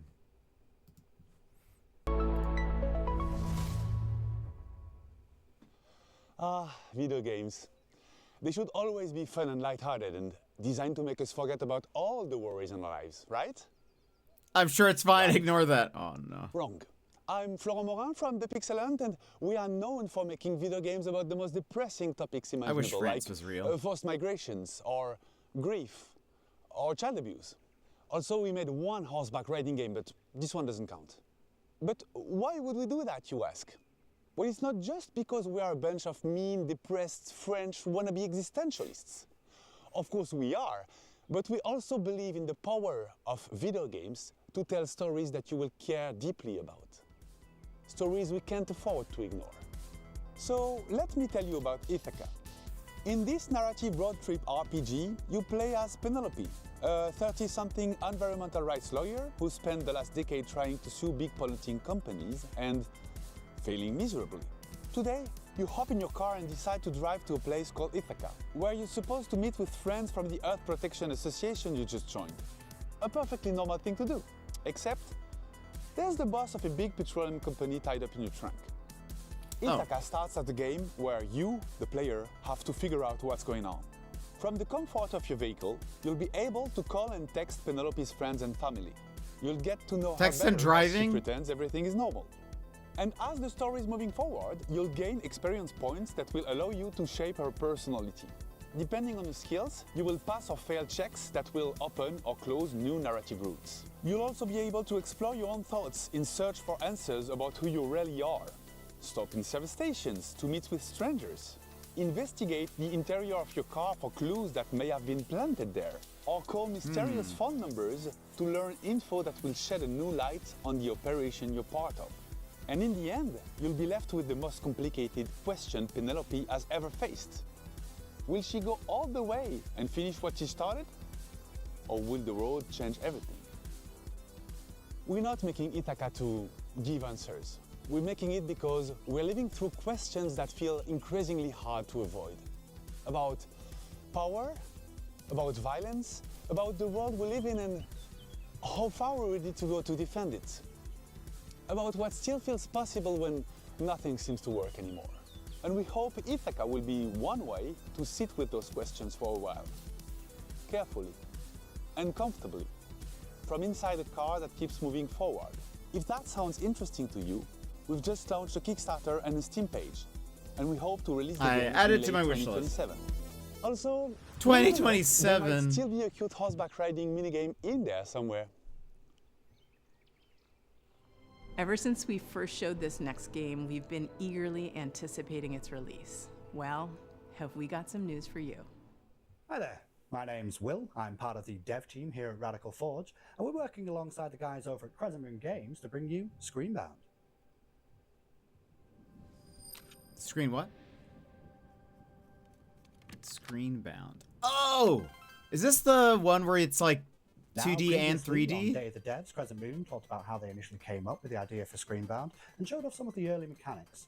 But today I wanted to talk about the narrative and show off some of the design choices we've made in the game. Yeah! I think this game looks super cool.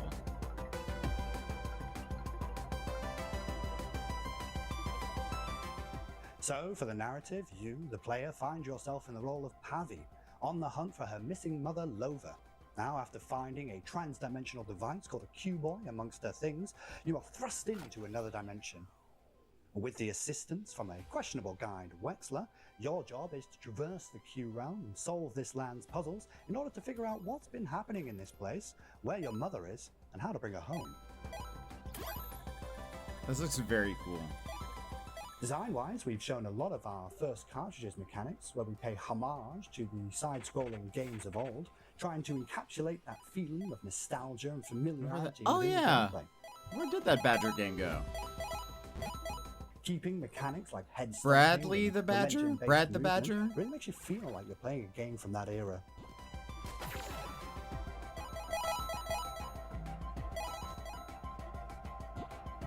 Recently, though, This we looks very teased cool. our second cartridge for the game, and this one we wanted to shake things up a little bit and change perspectives from a side-scrolling platform-type game to a top-down adventure game, reminiscent of the ones from the late 90s, with a whole host of new mechanics, enemies, and challenges to overcome. So keep an eye out for more in the coming months. That Yeah, said, this game we're looks happy to very announce cool. The game Screenbound will be coming out for release across all platforms September 10th, 2026. But you don't have to wait till then. 2026. We actually have a demo going live right now. on September, Steam. though. So grab your controllers and cast your minds back to a simpler time, because it's time to become Screenbound.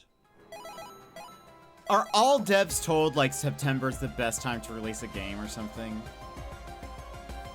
Because how is that? So many September games. Screenbound, this will be... I don't think I have it wishlisted. But I think, well, I should do that. Aw.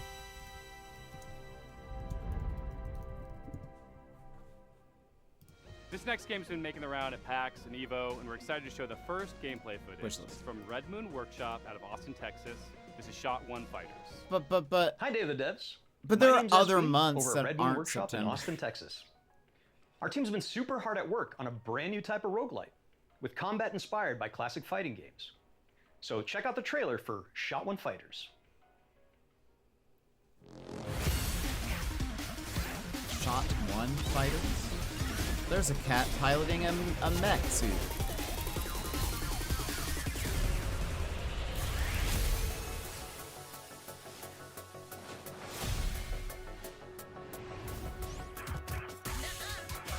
A new type of roguelite.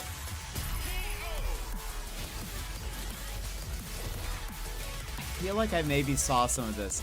Is there a refrigerator that you can be? I feel like I saw there was a refrigerator. Maybe it's a refrigerator enemy.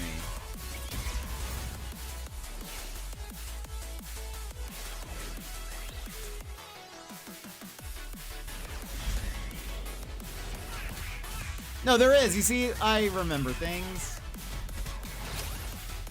I know things about games.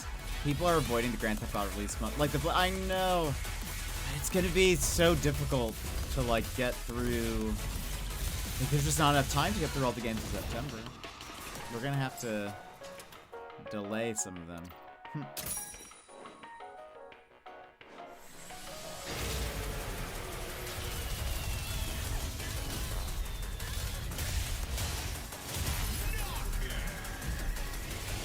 Like, at some point, it's like, yes, you're avoiding GTA, but there's so many games coming out in September, people are gonna have to pick and choose, like, what actually they And that want. was a trailer for Shot 1 Fighters. Currently, you guys can wishlist the game on Steam, as well as follow our game on Kickstarter, which is coming very soon. Thank you guys for watching, and we really appreciate the opportunity to be on Day of the Devs. I also Did you, wanted to oh, by the way, shout out Bear, to our did you see community that and our fellow devs Sonic working tirelessly to make Racers this is game a getting an reality. Evangelion We cannot crossover? wait to show you guys what's coming next for That Shot 1 cracked me up. Fighters. Our next title is Also, from Happy that Broccoli reminds me, Games. I didn't read the article. I only saw the title because, again, I'm trying to avoid things about Control Resonant. But apparently, Remedy said that Control Resonant is partially inspired, or has like some inspiration from Evangelion. And I'm like, I want to know Small what team that is based in Berlin, once are I most well play known it. for bringing us the cozy mystery-solving Duck Detective series. Their new game offers a different type of mystery to solve, and it's a world premiere. People Get better watch in the out, Ava as there's dilemma. about to be an attempted murder around here. This is Apple Crumble. Apple Crumble? Murder? Detective? All right, Grandma, here we are. Don't open the door! It's that prick, Ellen. What? Hey, Jessatron! How's my favourite niece? Hello, I'm Annika from Happy Broccoli Games. You may know us from our games such as Duck Detective, The Secret Salami. I'm the Duck Detective. I'm here to investigate a case. Yes, we know this game. Continue on with the... However, today I'm very excited to be sharing with you an exclusive first glimpse of our newest title, Apple Crumble. Never heard of it. The art style looks cool.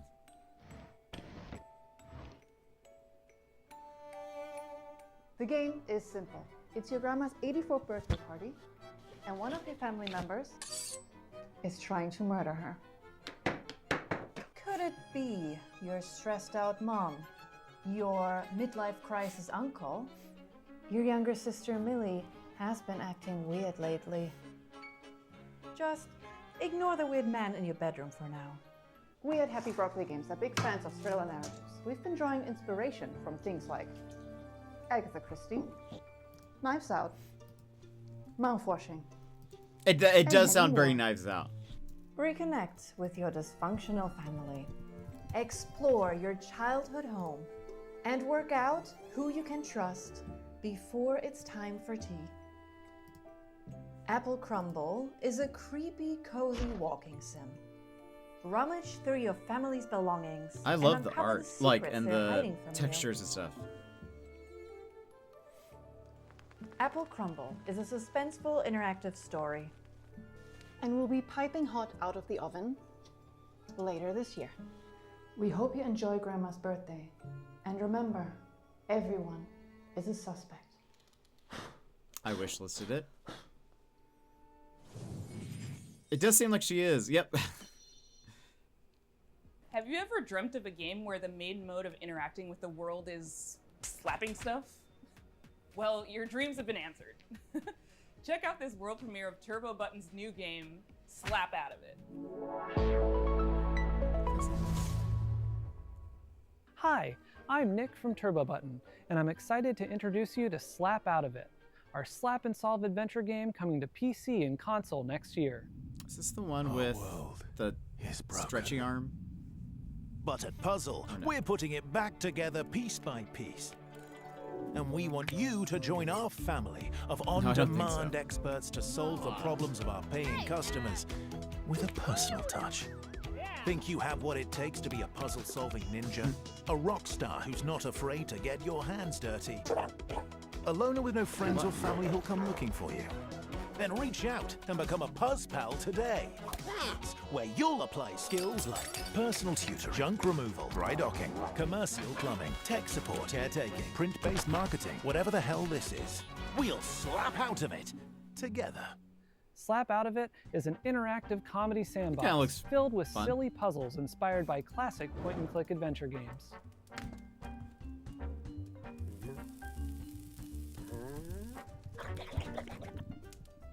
You'll be tasked with exploring a very odd office building, where each floor is a gateway to another world filled with new characters to meet and strange secrets to discover.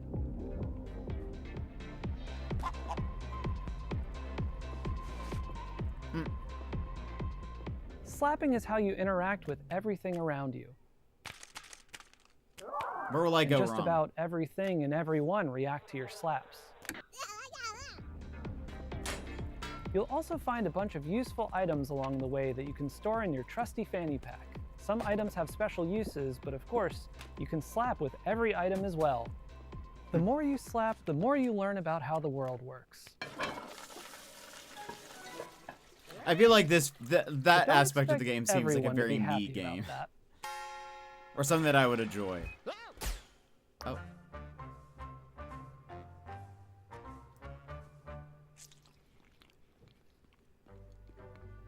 Our team is dedicated to interactive comedy and celebrating the art of dumb.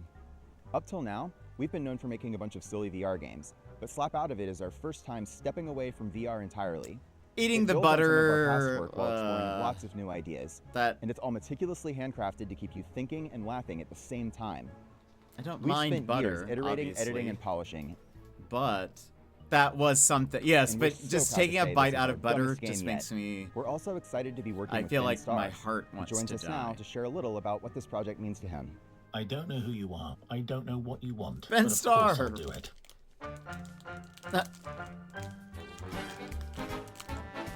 Is he in the game?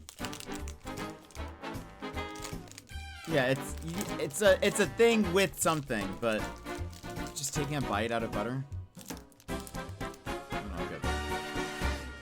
We'll have more news to share about Slap Out of It soon. Thanks for watching. Please pretend that you'll buy the game by wishlisting now.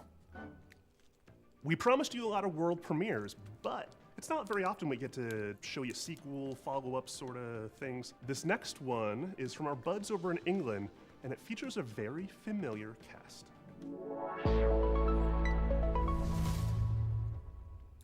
Hello, I'm Gavin Price, studio head at Playtonic Games. And I'm Chris Sutherland, programming lead. We're absolutely thrilled to be here to introduce you to the next chapter for our favorite buddy duo, Super Ukulele Kart. Oh, I heard about this. Super Ukulele Kart.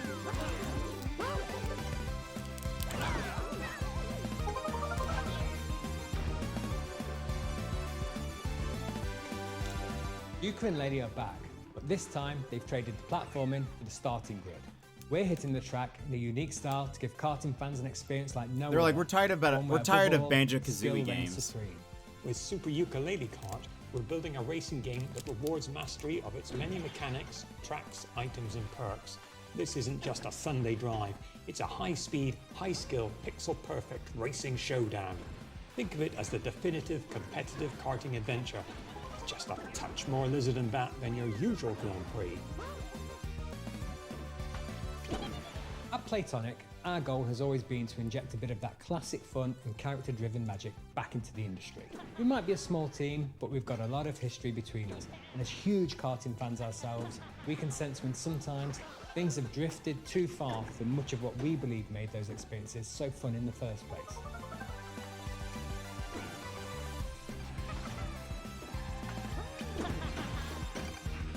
So we've made Super Mario Kart. Super Ukulele Kart is quick to pick up, but for hardcore genre fans, we're one-upping everything you already know and love from the best karting games and ramping up the skill level even further. We're playing a point-and-click puzzle mystery game today that you might enjoy called Venice After Dark. That sounds familiar. And gaining every advantage possible right up to the finish line. Not only that, Super Mario Kart? Yeah, that's right. Your karting cake and eat it too. With Super Ukulele Kart, you'll be able to set up races with an unparalleled degree of customization and flexibility, guaranteeing endless ways to compete with your friends to whatever extremes you desire. We can't wait to see you on the track and test ourselves against you too. Thank you so much for letting us share Super Ukulele Kart with you today. We've been fine-tuning this one for a while, it looks neat. And it's a relief to finally have it out of the garage and into your hands. If you'd like to support us, please do head over to Steam to follow and wishlist the game. It truly makes a massive difference for us. By the way, it's only 10 more minutes of We'll this. a series of beta tests very soon, so do keep an eye out for our A beta test! We'd love your help in getting this across the finish line and making the game the definitive karting experience. Thanks for watching. We'll see you on the starting grid. We can't wait to reveal more features soon.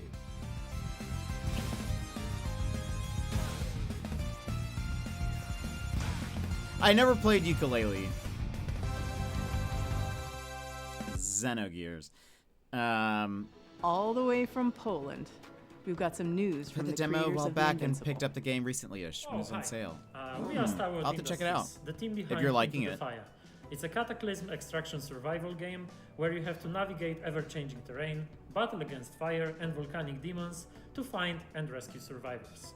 In order to truly capture the high-stakes pressure, obviously, and fire physics itself, we didn't just read the manuals. Seen this. We took part in a fire safety training and participated in professional research sessions, and honestly, we are probably the most fire-ready team in the whole industry. You could say, in other words, that we truly know how to handle the heat. I loved the Invincible. It was supposed to be a quiet trip, but this place was already breaking.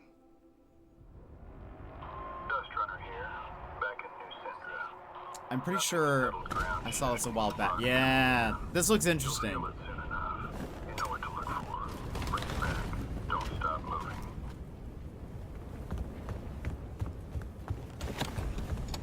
Every time we go out there, the island takes a little more. More ground, more paths, more people. And the fire brought more than ash. locals turned. I wonder. The cults emerged, and the island fell apart. We bring back whoever we can. You make the call. Push further. I'm going in. Or turn back. Test run around final. 30 seconds to RV. I'm coming for you. Almost there. They have to like rescue survivors and so we keep stuff. going back into the fire. I wonder who does the voice. Oh my god, not again. Alright, listen everyone, let's put our skills to the test. Evacuate!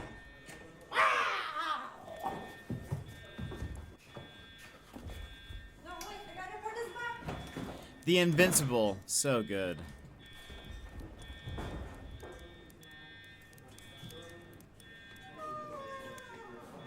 This does feel very Devolver Digital, doesn't it? This next game is the latest in a series of well-known cooperative puzzle platformers. That's right, folks. It's time for another... Never been seen video game screen. I don't know about you folks, but he's really trying my patience. That's not funny.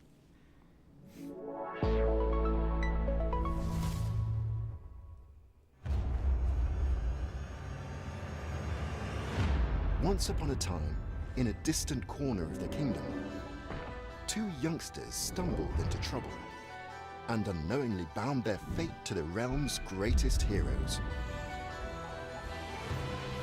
Who's Trine? Who are you two? They must have somehow tampered with Trine's magic. Are they trying to replace us? We're just as baffled as you are. The heroes of Trine are three. You don't need to convince us. The last thing we want is That's to be why he stuck said with a trio of trying fossils. my patience. Right. Here goes. Hold on, everyone.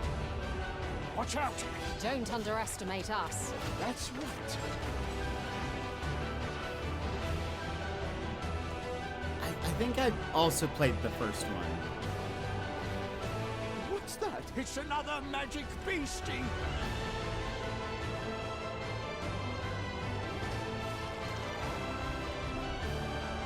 The more they traveled together, the clearer it became that the young siblings had been keeping secrets. Some of them much darker than the rest. I shall see you soon, hero. I saw there was an update, but I didn't see what else they added. Sassy. And yeah. Detective I know. next title. I've been following Italian Go-Go Town a developer little bit. LKA is known for their atmosphere. I haven't touched it since we played it. Like Martha is Dead. Their third entry, When Sirens Fall Silent, looks like it's going to be an upgrade of everything they do best. I can't wait to dive into the mystery on this one. Yeah, there are a lot of When Trine Sirens Fall games. Yeah, with Trine, you can be like a wizard, a rogue, a ranger, I'm the a founder knight, and or something. artistic director of LKA Studios, a small 10-person company specialized in deep narrative-based psychological games. Our first games were The Town of Light and Martha is Dead. When Sirens Fall Silent is our third title. We named this series Storie senza voce, voiceless stories, and through these stories we try Did they say they to were from explore Finland? forgotten people, voiceless people. We aim to shine a light on their suffering because they deserve to be heard, and also because their stories are still sadly relevant in today's world. Holy shit, what happened here? You hear that, kid? I bet he's exaggerating. Come on, let's get on with it. When Sirens Fall Silent is a dark psychological thriller with horror undertones set in Italy in the early 1990s. The player takes on the role of Mila, a rookie police officer who is unexpectedly pulled into a major case triggered by the rampage of a serial killer. As the investigation unfolds, Mila becomes increasingly vulnerable, and the boundary between reality and supernatural grows even more blurred. We address many complex and controversial topics that we believe deserve more attention, like human trafficking, addictions, trauma, and misogyny. That missing girl in the photo. Are we going to save her? It makes me nervous to think she's depending on us. Yes. I'm sure we'll be the ones to find her. And you will become the new commissioner. Instead of that pathetic little man. I don't know about that. You like to fantasize, huh? Characters are at the core of When Silence Falls Silent story, and we are placing a strong focus on character interactions alongside a structured and rich gameplay experience, including branching dialogues, investigation mechanics, exploration, environmental puzzles, and some rather significant surprises. The UV lamp has shown up large traces of blood. Why did that man bring me here? It must be an important clue. Oh, that lagoon is cursed. Based on previous choices, the protagonist's inner fragilities will gradually This county added a bunch of new content, including new game endings and some quite a lot. Like self-checkout? Amazing. This is a Maybe we'll huge have to give that a shot. evolution We never for us finished as a it. studio, and we really hope you can feel the passion we are putting in this game as we continue to push boundaries and stay true to the DNA that defines LKA games. Thank you very much for watching. Oh, dang. That is frightening. Was that the last trailer? It might have been. Well, that's our show. Thanks for watching. Thanks to all our sponsors for making this possible. Thanks to all the developers for making and sharing their games with us. And thanks to you for watching. You can go wishlist these games. That really helps the developers. And I hope you enjoy. I don't know if I will. That seems a little intense. That's the cool one, right? That's what we're going with. It seems a little Thank intense. you to our generous sponsors, without whom Day of the Devs would not exist. Baller Games. Is there? Is I just want to check. Is there? There's not like a. And there's one more. No, there isn't. Okay. Nice. I really like Day of the Devs. It's always a fun. They always show some really unique, cool games. Oops. Well, shall we start the game 2 hours into stream? The Future Showcase was today as well. I need to watch that one. I feel like those are the types of games that, or the types of showcases I like watching. Do we start the game? Are you guys ready for a game, or do we not watch, or do we not play a game? What do we do? You guys ready for a game? It is Saturday. Some of you guys can stay up a little bit later, but I also know it's getting late for some of you. You know?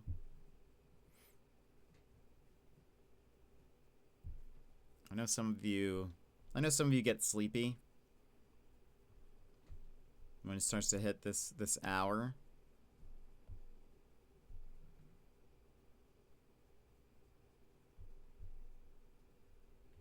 Sleep is optional on the weekends. It is a FMV. It is a murder mystery, I believe. So, I mean, that does seem to be in a lot of y'all's wheelhouse. You might be interested in sticking around for it. Then let's go. We'll at least start it. So, but we'll run ads, meow. So, stand up, stretch, grab a snack, grab a drink, then we'll be back with the shape-shifting detective. So, I mean, for another 2 hours, great. Perfect, then. I don't think it's particularly long. I think we'd be able to, like, play it and then maybe finish it tomorrow or something. I do think we'll stream tomorrow. The tech doesn't have to come here, but they are working on it. I'm trying to give them as much, you know, I like to see, or I want to give them as much. I've been running test bandwidth streams even when I'm not online to hopefully, so it like maybe keeps giving them an alert. We've actually dropped less frames today than we have this past week. So, I don't know. I do love FMV games. I can't remember if I've seen this one before. This one actually has a like cameo from Jenks and the mermaid girl from Dr. Decker. They're both in this as not themselves, but as like you know. They're both in this, so it's fun. I'm excited. Anyway, stand up, stretch, grab a snack, BRB.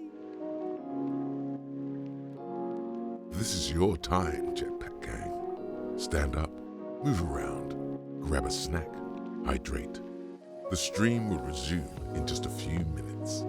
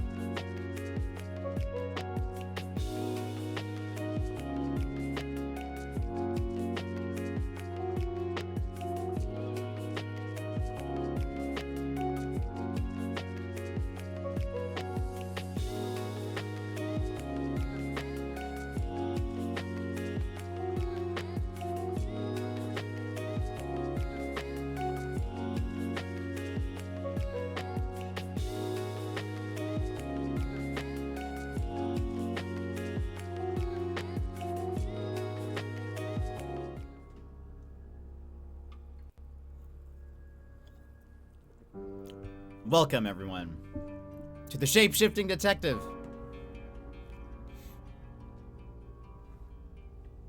Let's see. I'm ready! I don't know the setup for this exactly. Ah, that's such a good one. Look, it's the mermaid girl. Or siren, she was like a siren, I guess, more. And there's Jenks is also here somewhere.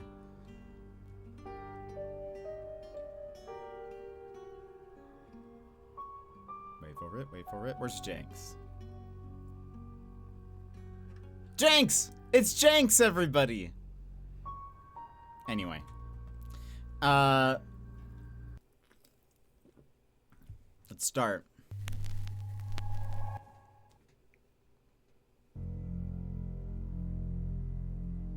Who?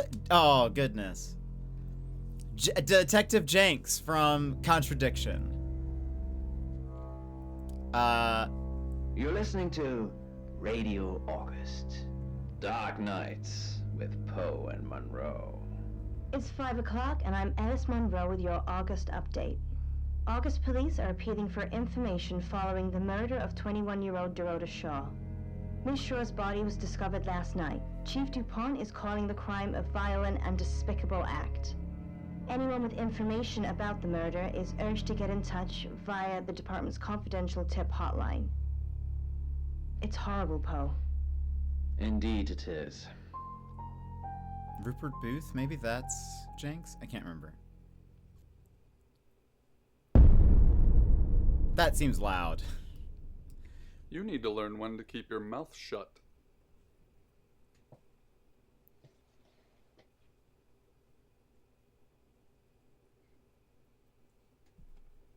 Who are you? Exactly. Rewind. Aww. What? What?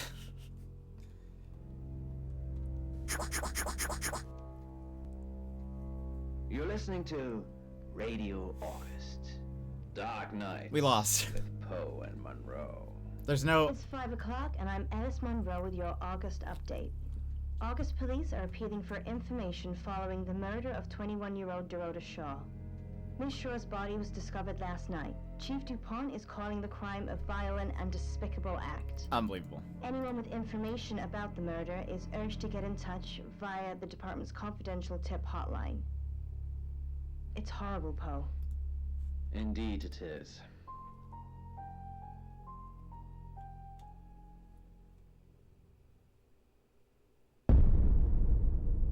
So loud. You need to learn when to keep your mouth shut. Do I do it again?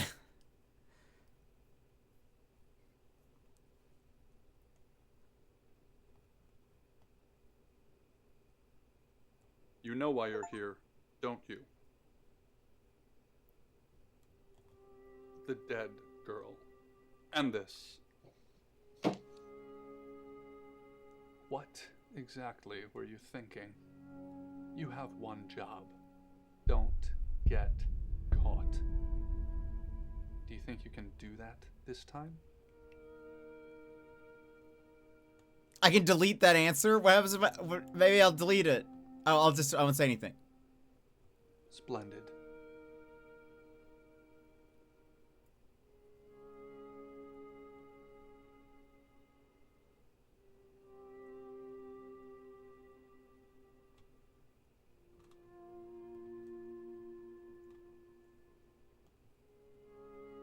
I'm scared.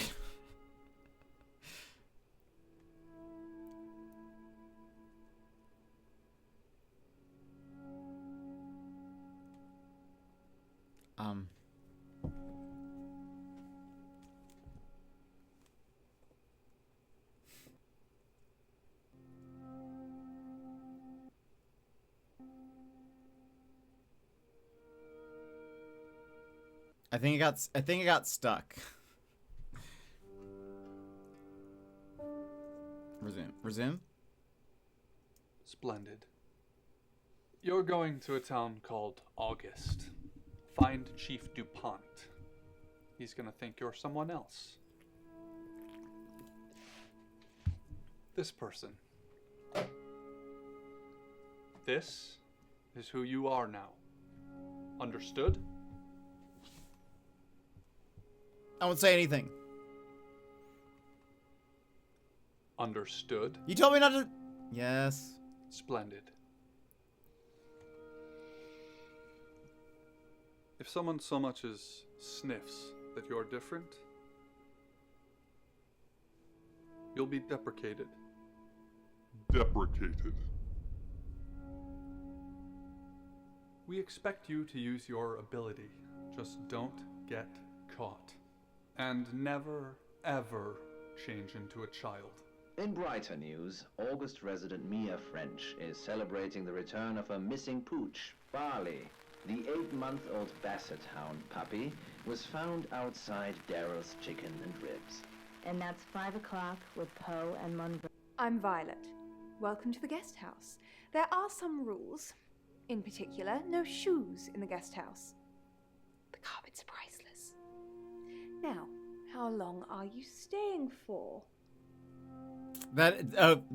She was in the Infectious Madness of Dr. Decker. It's the Siren Girl. So we are a detective who can change our appearance or something. That's fine. It's yours for as long as you want it. There's not been many visitors of late. Perhaps the murder will bring some tourists in. Visitors? It's just you and some tarot readers at the moment. It's deathly quiet. The murder? Yes, the murder. You haven't spoken to the chief yet, have you? Chief? Chief Dupont. He's the one who booked the room for you. You look lost. You should probably go and speak to the chief. Your room is just down the hall, last on the left. It has its own back door. The chief said that's the way you'd like it. Just Thank finishing. you for the clip.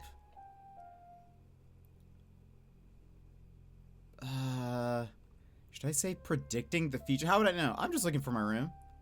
Yeah. It's a big place. Hi, I'm Bronwyn. Bronwyn, pleased to meet you. I'm Sam.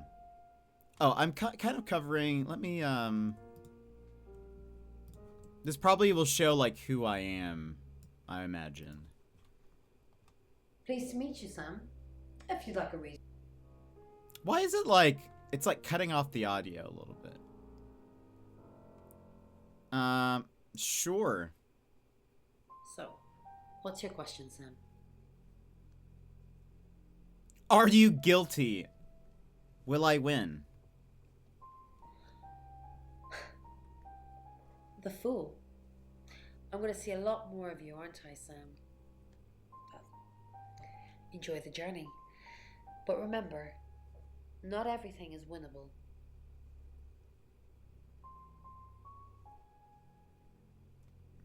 Hold on, let me try something. I wonder if I open this up. Exit game. I'm gonna change.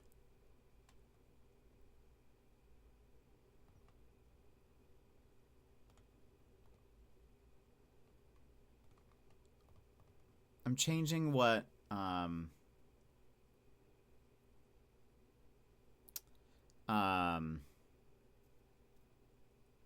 how I'm opening it. Hopefully it'll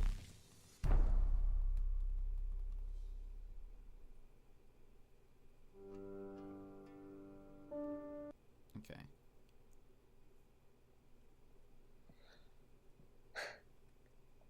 The fool. I'm going to see a lot more of you, aren't I, Sam?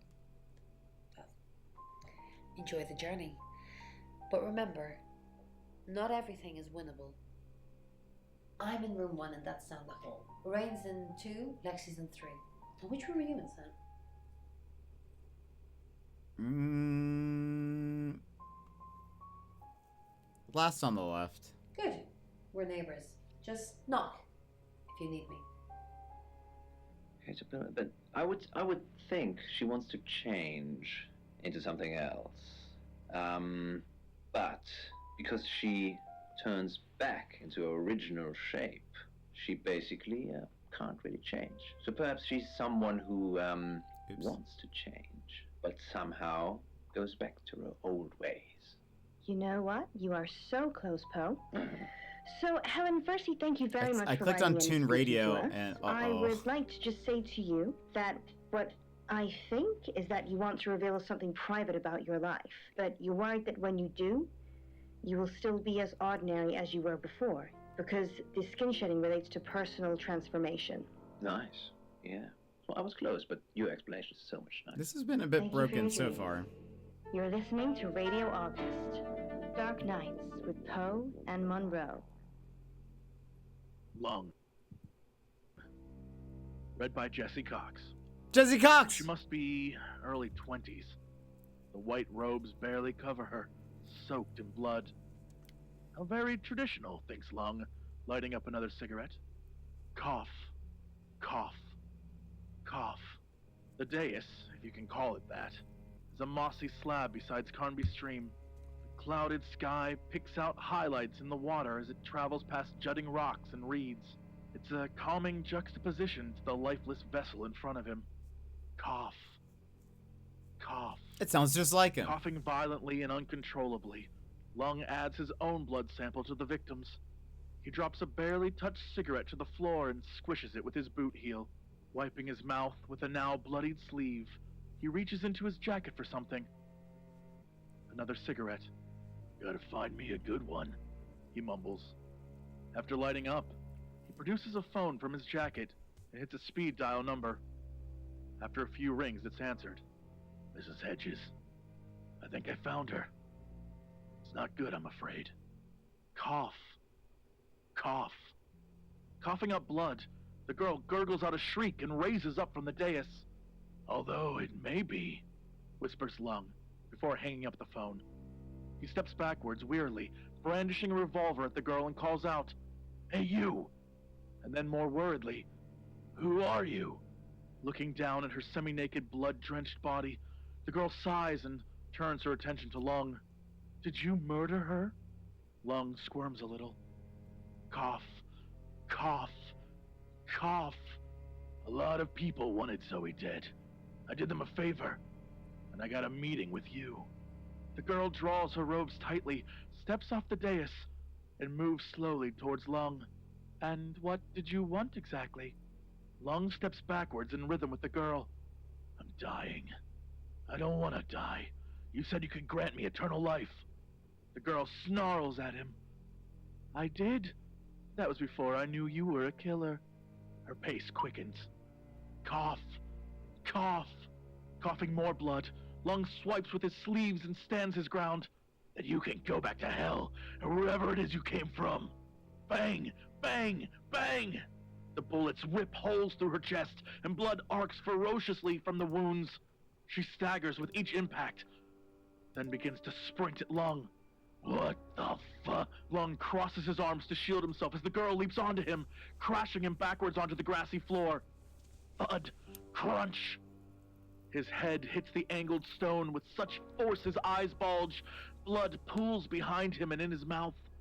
You're mine now, the girl says, and reaches her hand into his chest, grabbing for something or letting something go. It only takes a second. A transfer of energy takes place that can only truly be visualized by travelers from a faraway dimension. Lung's eyes roll into the back of his skull. He stops moving. The stream flows smoothly in the distance. The girl reaches for something in Lung's jacket. The phone. She hits speed dial. Mom? It's Zoe. I know. It was the detective you hired. He tried to kill me. I know. As fast as I can. I love you too. Okay. Bye. She puts the phone back, and her hand stops. Shaking. It moves as if it has a mind of its own. She tries to resist the movement, but it's too strong. It darts into the jacket and pulls out a cigarette. She sighs as she lets it put the cigarette to her lips and lights it. Cough. Cough. Coughing like it's her first smoke. She looks down pitifully at Lung and shrugs. Gotta find me a good one. You're listening to Radio August. Dark Night. Interesting. With Poe and That's just Monroe. Okay, hold on.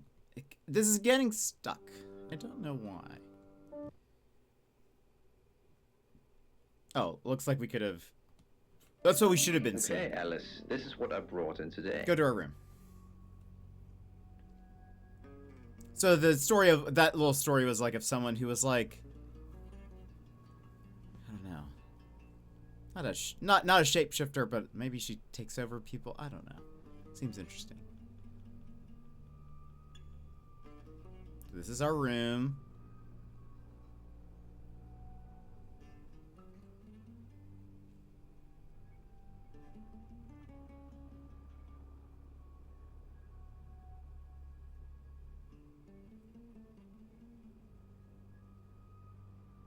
Leave. Shifting locked. Ah, so maybe this is where we could change who we are. It's a porcelain figure, ancient Chinese, seated and howling. Hail a cab. It's called the Screaming Visit Monk. the chief. Good, you got my message. Chief Inspector DuPont.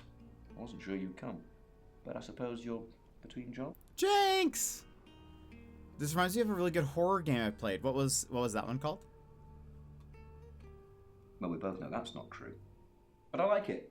Sam, that's your cover now. So, the job. Dorota Shaw, 21, accomplished cellist, redhead. Strangled. I know who did it, but I need proof. It's the tarot readers. Dorota Shaw? Yes. Keep up, Sam. That's the girl who was murdered. Why the tarot readers? Because they predicted it. The older one, Bronwyn, she came into my office last night talking all crazy and saying Dorota was in trouble. I did my best not to lock her up. Crazy? No! Why is it doing this? Hold on. Resume. We're gonna have to... It all sounded crazy to me. Tarot, the spirit world, cards that move, trans-dimensional thingamajigs. To be honest, I thought she'd probably been smoking something. And that's why I didn't take it seriously. Why isn't she in jail? Because things. I don't have enough on her. That's where you come in. The free guest house stay isn't free. I need you to work the case and report back to me. Find out things from the inside. Can you do it? Nope. I'll try. Okay.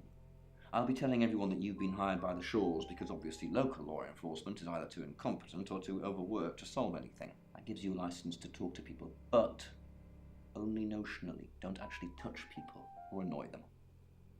You don't have any real authority, understand? But you help me out, I'll help you. Help me out? Do I have to spell it out? Yes. I'll make your problem go away, or at least sink it to the bottom of a pile of paperwork. My problem? Your old town? The problem? Come and find me when you're settled. This is Second Chance Sunday for you, Sam. Don't blow it. Interesting. Hold on, let me check. What is that?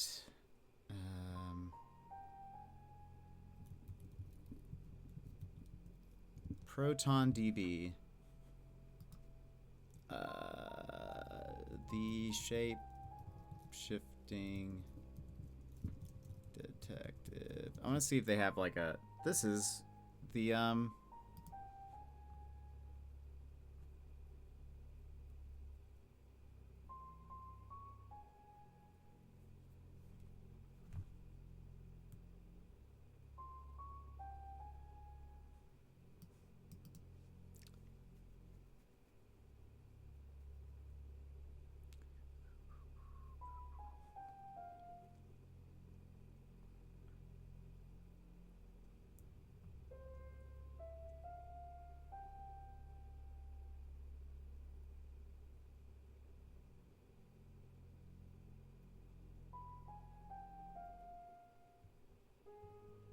I'm gonna try.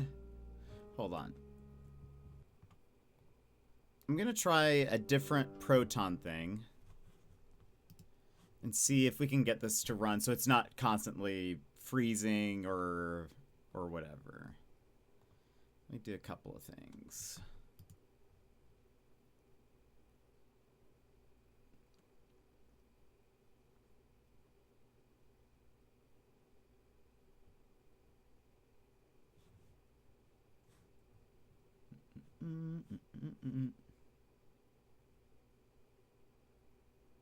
Should I do that? Let's just try.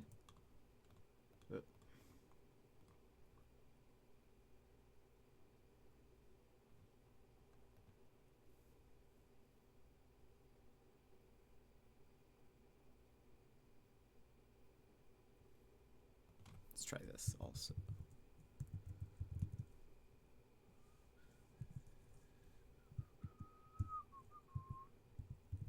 Steam. Steam. Oh, yep, Steam.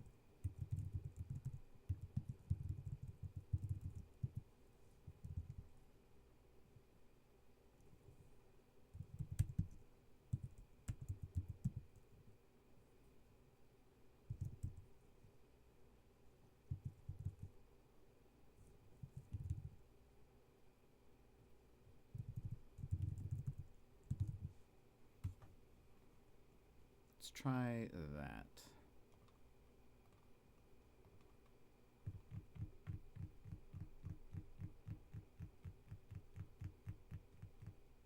I did see some people were like, yeah, it keeps doing this thing where it freezes, and if you back out, at least it like starts right back. But I'm trying to see if I can follow. There's a website for the Steam Deck users out there. There's a website called protondb.com. And they have a lot of people will write down like, oh, to get this game to work, make sure you're running this compatibility thing or whatever. And so I'm following some of the steps.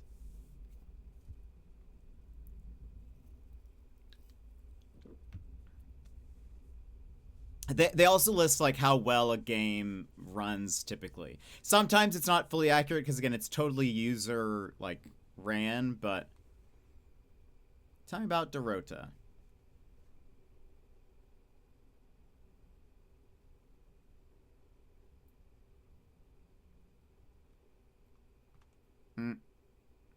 When was she killed?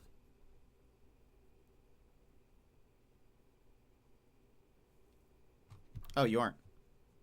After 10 p.m. That's weird. I accidentally hit mute somehow. Thank you for letting me know. Let's see. So I can ask him if he has an alibi. We won't, though. Not yet. Where was Dorota killed? No! Okay, that didn't fix it.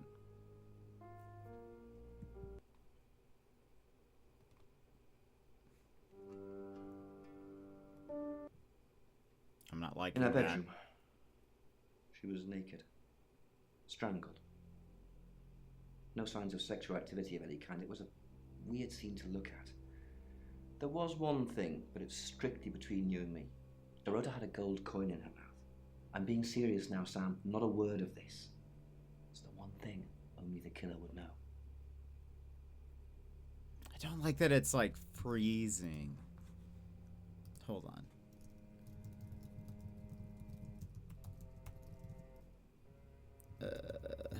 Freezing.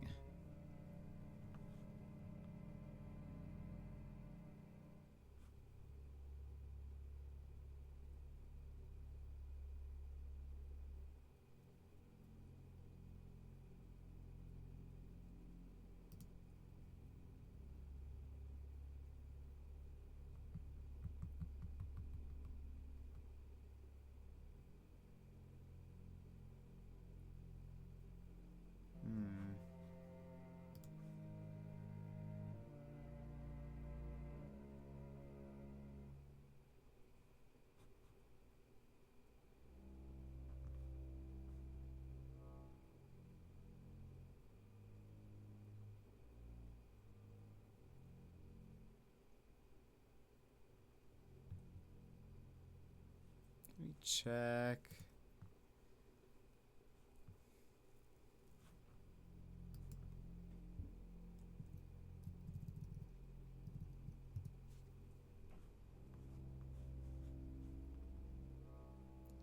Crashes, black screens, black screens.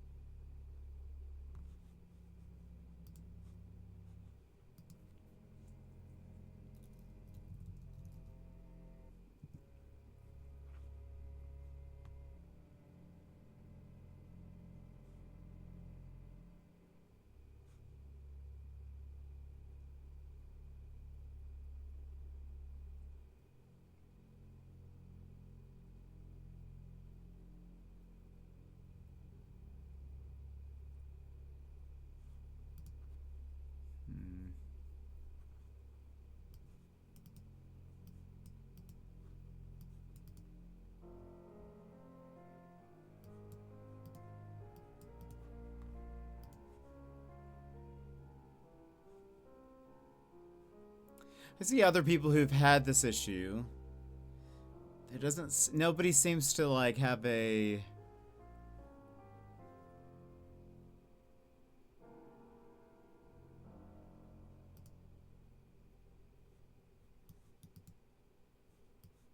Exit the game, then resume. Sometimes it picks up immediately.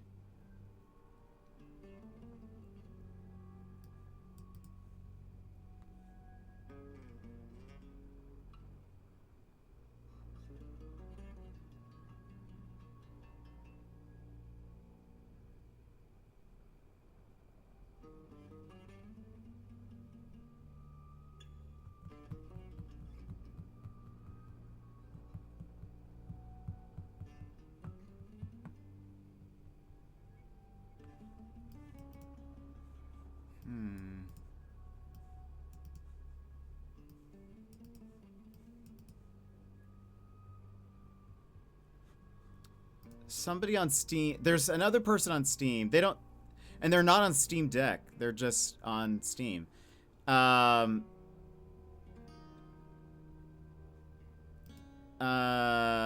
it looks like they're using like a PC. They're also experiencing it.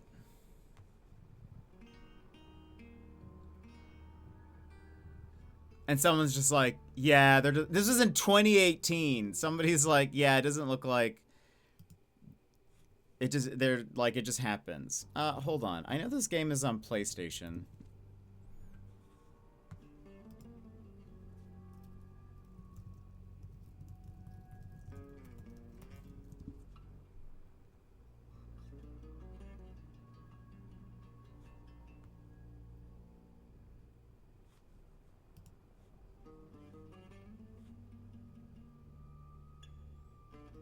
Maybe, okay. Because I really don't want to keep playing and having to, like, have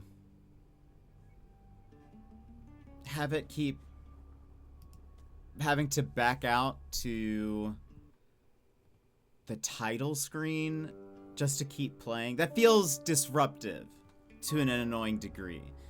I might try to get a hold of this on PlayStation. Probably not today. So that we can play it and it not be annoying.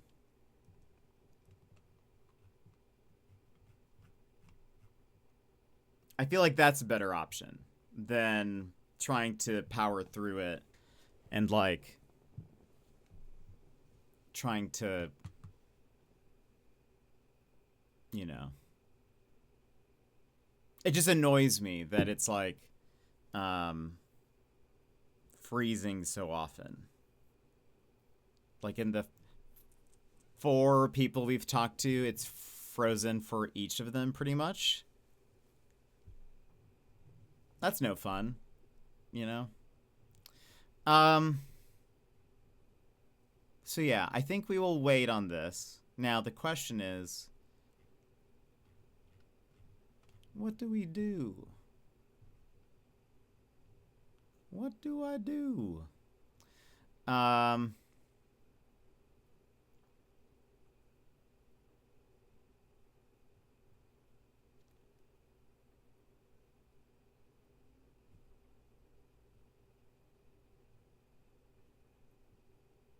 I say, yeah, we could try something, at least maybe for like an hour or so. Because, yeah, I don't know. I just don't want to keep playing it if it's going to keep messing up. I feel like the whole point of an FMV is like, I don't know, it's like you get kind of into the story a little bit, and if we have to back out to the title screen every few minutes, that's not very, what's the word? It's not very, not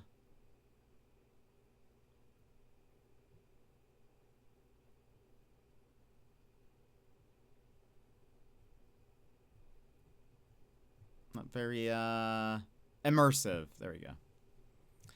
What do we... I guess for an hour. We could go just back to the dice game for an hour. Chill with that.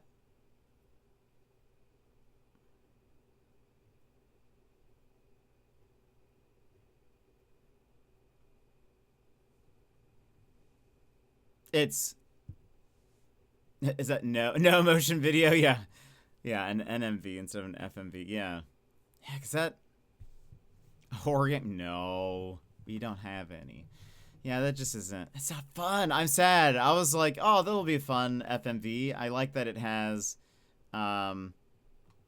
like, people we know in it, or like, no, like, people from other FMV games in it, but sad that it's not working properly. I'll try to get it. It's not currently on sale on PlayStation, so I've wishlisted it, and I'll just wait for it to go on sale and then save it for there.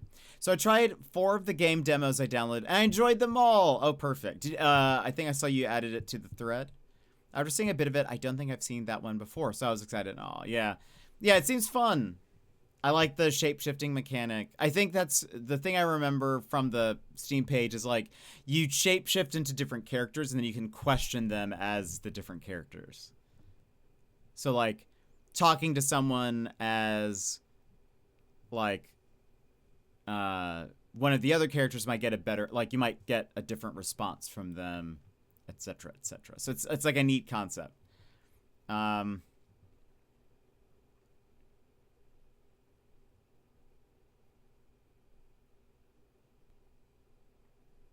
Okay, I guess. I think Book Nook was my top pick of the 4. Book Nook. I'm not sure if I've heard of that one. Maybe I have. That's cool. I have to check those out. And that's good, because also, you know, when we do some demos, I can look through the ones that you've mentioned and see if there's any that really stand out.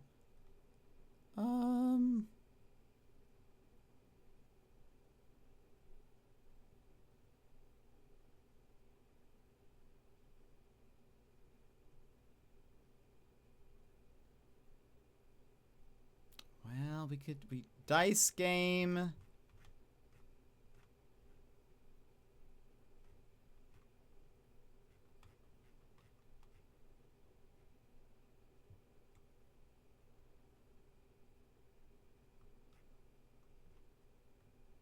Why not?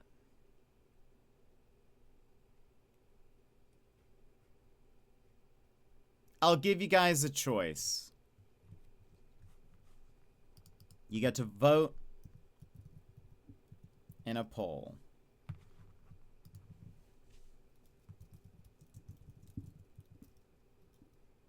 Dice game.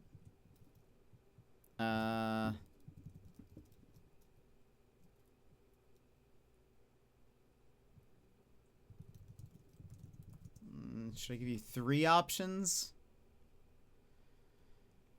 2 polls once. I know we haven't, like, I never do polls. Let's see. And now you guys are getting 2 of them, 1 stream. It's like we're a streamer. Is there another option? If I gave you guys 3.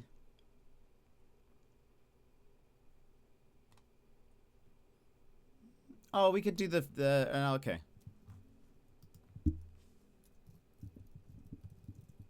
There you go. 1 vote per person. 3 minutes. Dice game, mini pew pew, fishy game.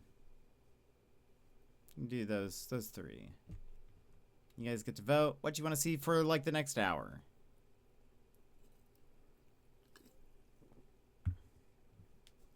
You'll have to see. You'll have to see.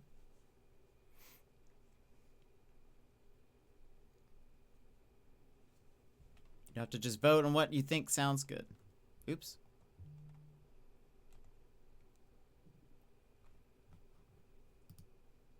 I like to be mysterious. 4 people with the fishy game? Oh my goodness. I doubt anything will beat that. Also, I guess we could play music. You guys loved the fishy game.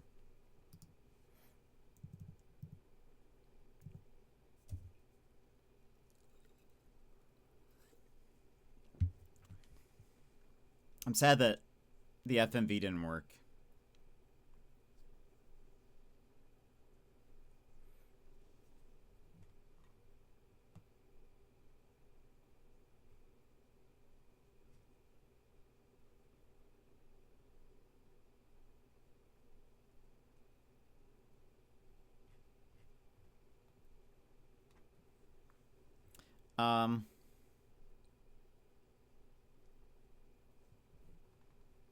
I feel like it's going to be the fishing game. You have a minute and a half, or less than a minute and a half to vote. What do we play for an hour?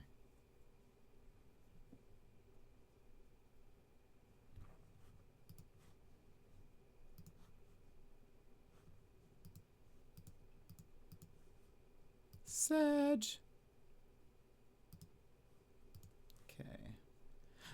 Also, I said I think there should be a stream tomorrow. They're gonna be they're not working on my internet here, but they're gonna be working on like I think they're gonna try to go over to the other person's place. So hopefully hopefully they work on it. Okay, I think it looks like it's gonna be a fishy game. Let's go scale the depths.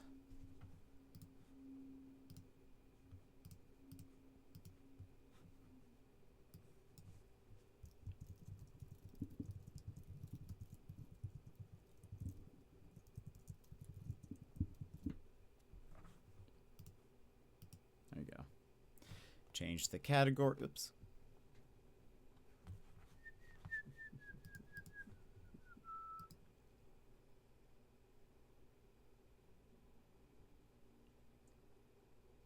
I didn't know you guys liked this game so much.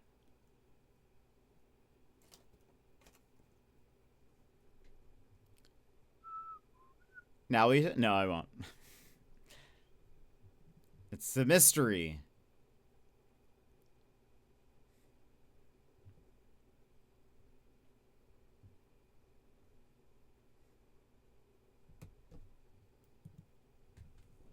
Mystery. That's fine. I voted for fish anyway. Hey, everyone voted for fish. Nobody voted for anything else. No, fishy. It's Scale the Depths. It's the fishy game.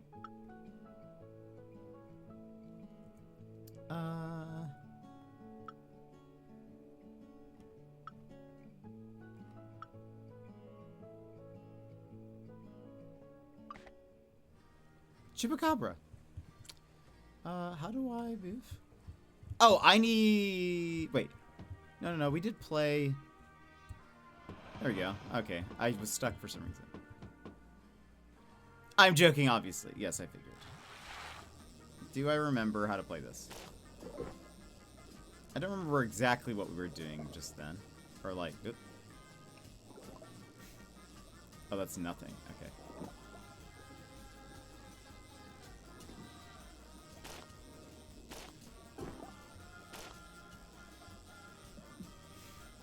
Come here.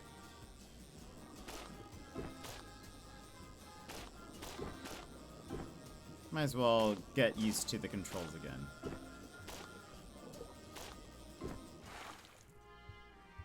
I've watched Daz, welcome in. A video game? Yeah, well we were playing another one, but it started messing up. So we had to switch. We're pivoting for the next hour. Daz, welcome in. I've watched Lurkette play Subnautica now, so I know how not cozy it is. Daz, how are you? Morning. It's definitely afternoon for you.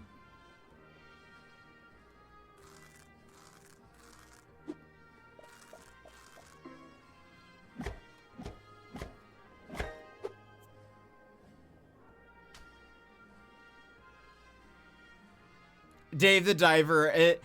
Well, Dave the Diver doesn't have this, I don't think. Oh, wait, Emmers.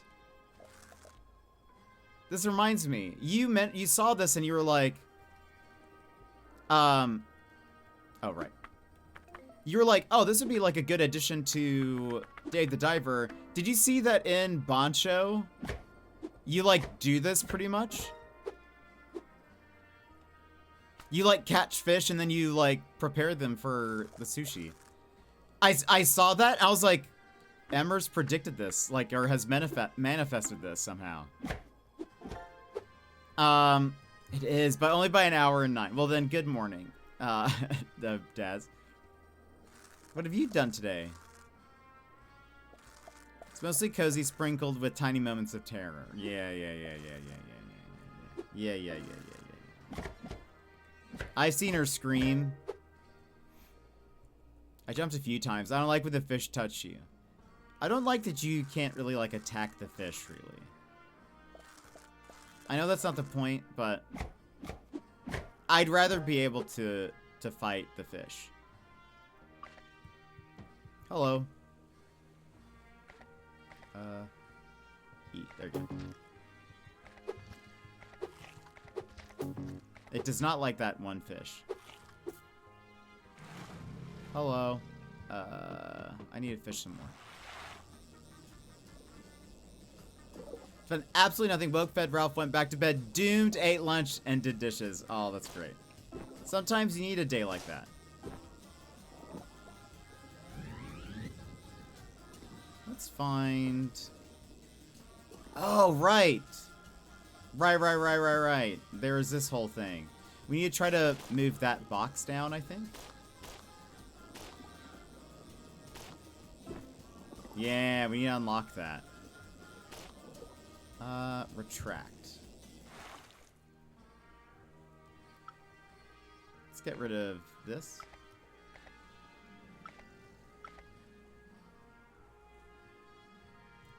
You technically can. You get a knife and the drill arm can do something. Yeah, but not quite what I'm thinking.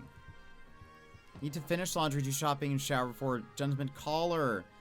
What kind of shopping do you need to do? Like grocery?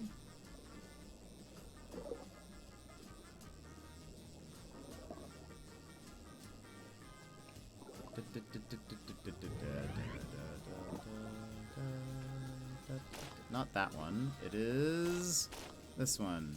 Can we move this box?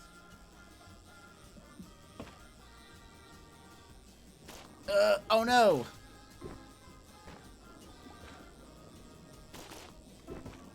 Oh gosh, no! I'm messing it up! No! We're about to run out of reel. No.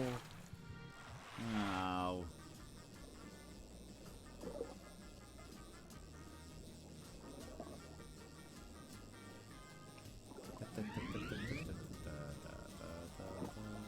Oh, there's a treasure chest. Surely I've gotten that one before.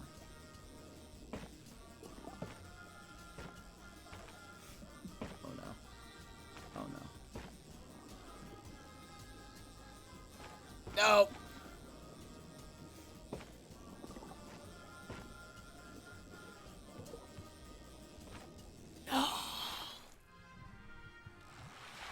Groceries, avocado, and taco stuff for Tuesday. Nice.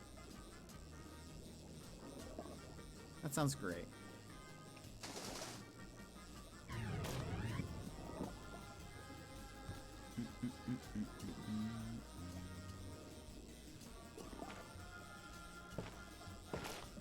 So what are you trying to? So there is a switch, like a button switch, that I need this box to fall on. But it's very difficult to push it with this fishing line.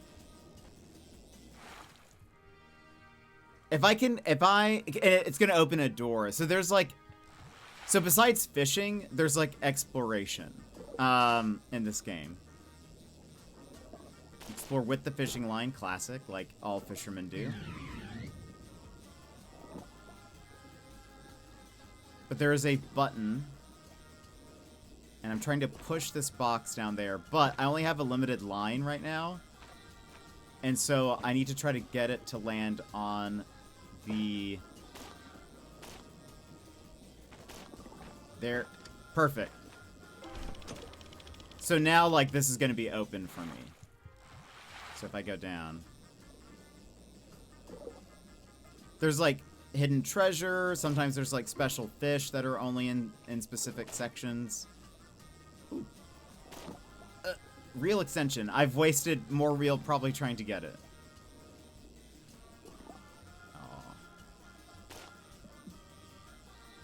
There you go. Treasure.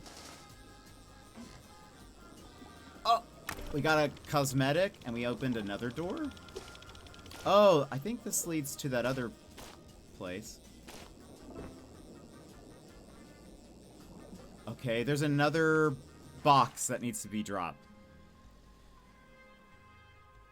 Are you a hard shell or soft shell taco person? Both. Interesting. Hold on. Is there any fish I can get rid of? Let's get rid of this guy. That guy. That guy can stay. That guy can stay. All right. Let's go back. Steak fish. Oops.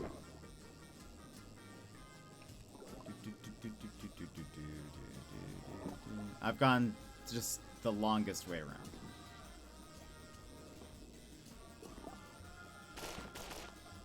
There's a mahi-mahi. Come on. Come on!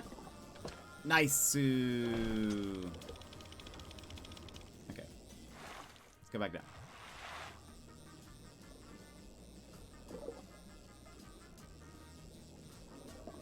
Ooh. Another reel.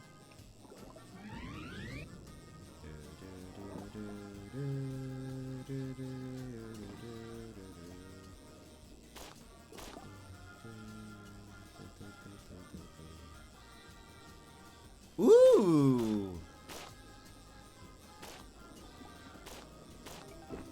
Rooster fish. Okay. See what that does. I tend to like the hard taco shell. I like that when you're done with it, it becomes chips.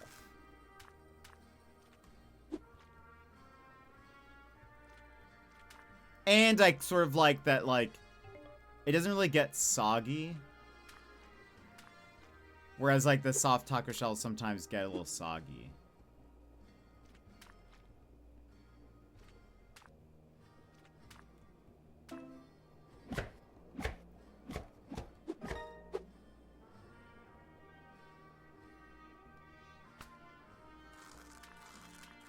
Boy, I hate the parasites.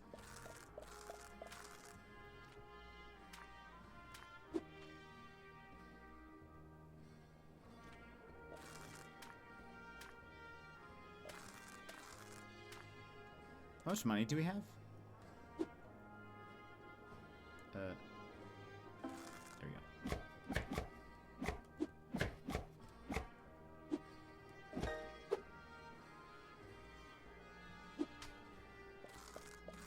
go. $12.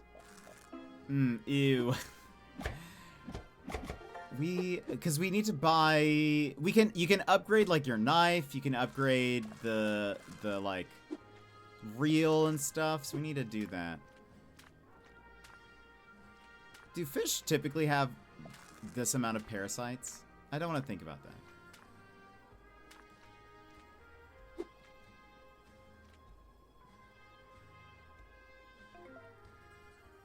Yeah, I know. I'm trying. This parasite won't.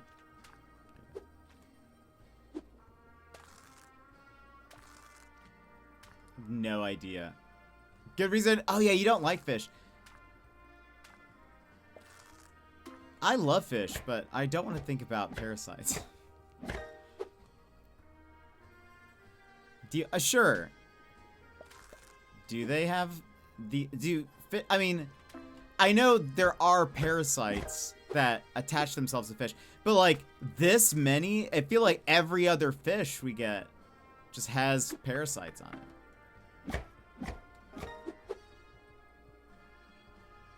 Ooh, the rooster fish. Look at that.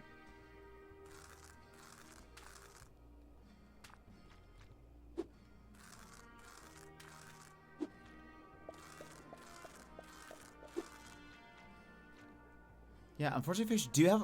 Really? What? I didn't know that.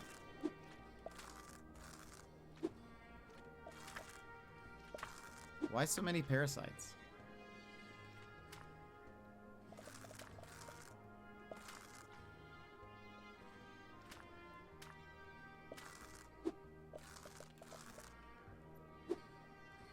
All the fish I caught as a kid. No!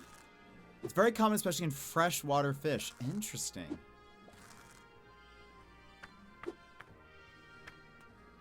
Yeah, I didn't know that.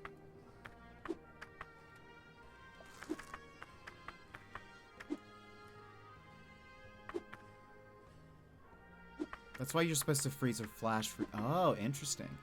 I didn't know that. To be fair, I've never caught fish, so... Daz, did you do much fishing growing up?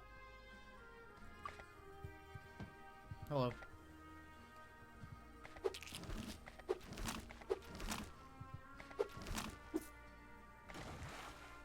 Oh!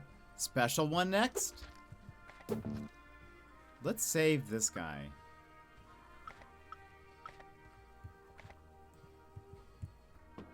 Oh, wait! Ask preferences? I won't leave without a feast, so make... Oh, interesting. I just noticed you could do that. So we have 970. We have upgraded the rod at max. We can upgrade the fillet knife. We can increase our fish storage.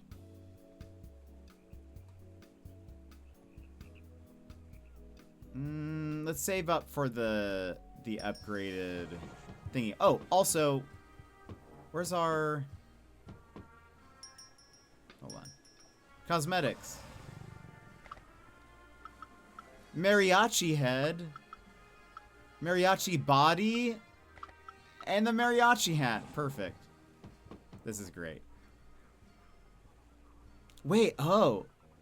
Tons of fishing growing up. The grandfather was a boatman. So was the father. Actually, father then moved it to... No way. Pokemon, catch it. That's excellent. That's great. I didn't know that. I did not know the Dazington family was like a fish family. Oh gosh. The more you know. Was there anything else? Oops. I've wasted this run. Anything else down here?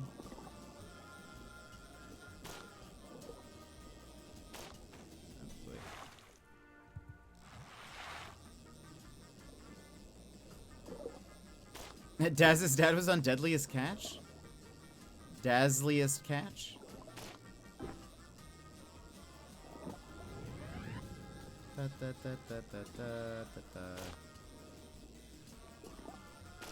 I'm learning that Daz was a fishing heir, and he didn't even offer to take me out on his boat. Unbelievable. He didn't even offer.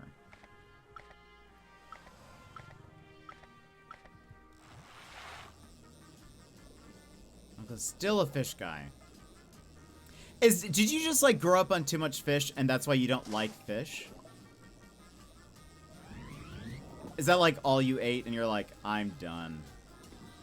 I've had enough fish in my life now.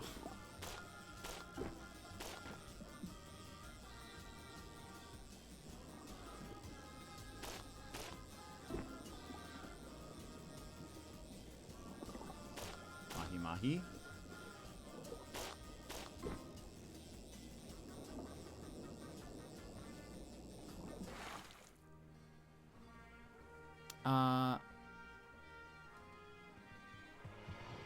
Grandparents live on canals, so they could drive their boat out. Oh, that's crazy. Caught a rainbow fish I wanted to preserve or did not last. Oh no. My uncle, still a fish guy. He's the weirdo that owns a private one-man... You've never mentioned you have a private sub in your family. No, I keep hitting all the fish I don't want. We've learned so many things about Daz.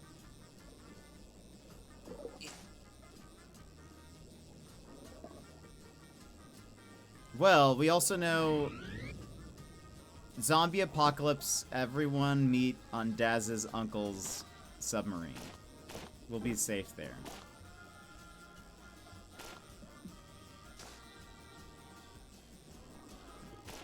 What's over here? There's something definitely. Oh, look, there's a. Oh, I've messed up. Ooh, a switch. I wonder where that is. It looks like that's a faster...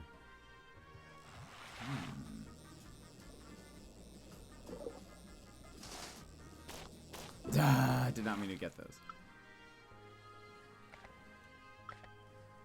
Let's get rid of that one too. Yeah, maybe there were always bones in cooked fish. Oh yeah, I don't like that. You've never mentioned the submarine, no. My understanding is he's the only guy that has one personally, like no company, etc. Lots of issues getting it licensed, registered. I could imagine. I think I'm going to sleep. My town is having a tank pull tomorrow. What is that? And they start. What is a tank pull? In Western Australia, at least.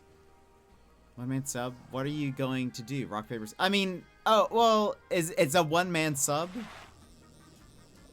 Like, only one person can fit on it? That does make it more difficult. It's not just like...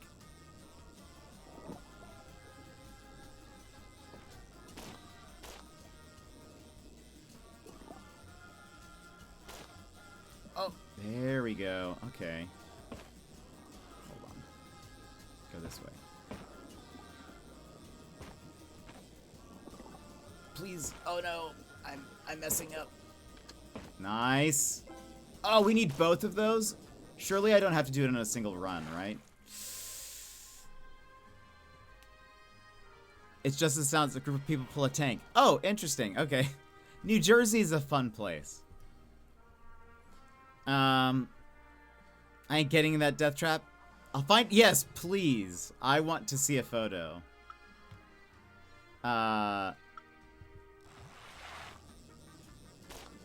Also, hopefully it doesn't end up like the, what was that one sub called?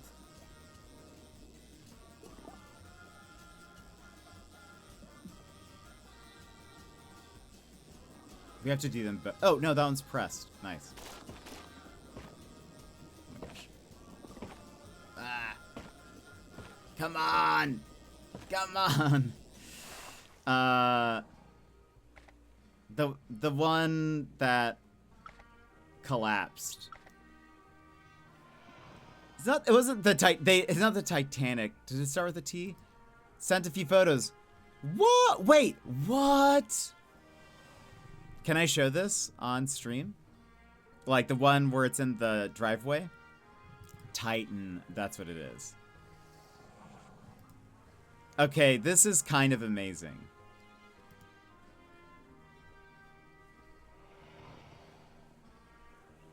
This is amazing. This looks like out of a cartoon. Look at that thing. How does he have this?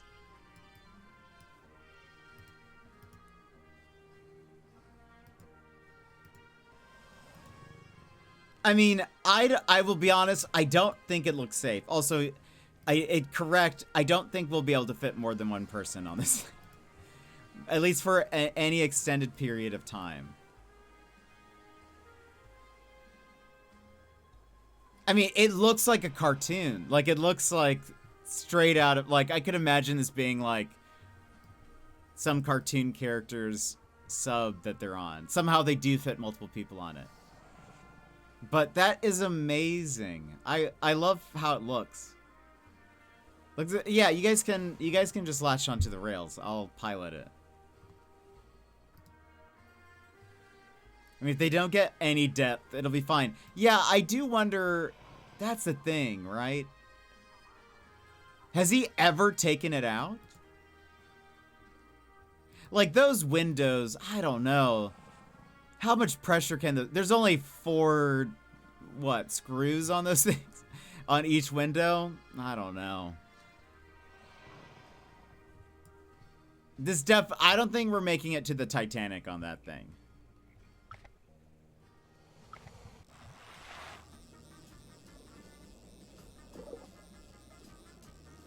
I really don't think we're making it down there.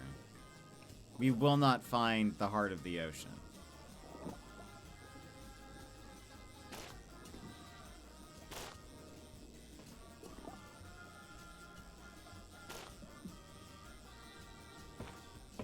Come on. Oh. Nice. What's down here? Ooh. We got an artifact. Oh, so there was a treasure chest there. We have to go back down.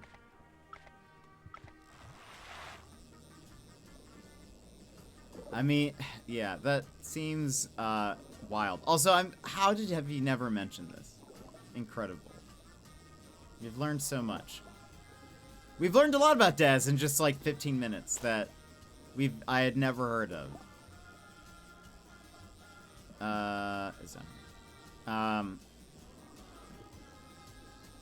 Heir to a fishing empire. Knows someone with a private submarine. Let's go down there.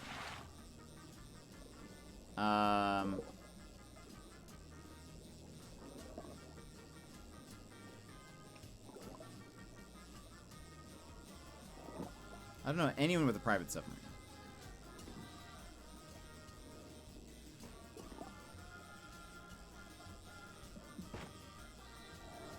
Ooh.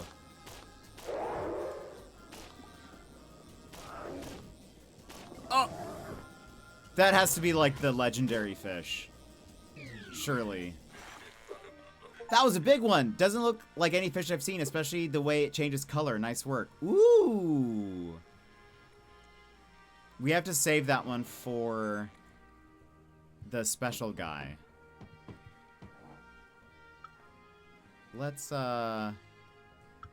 catch 2 more fish and then we'll actually clean these up.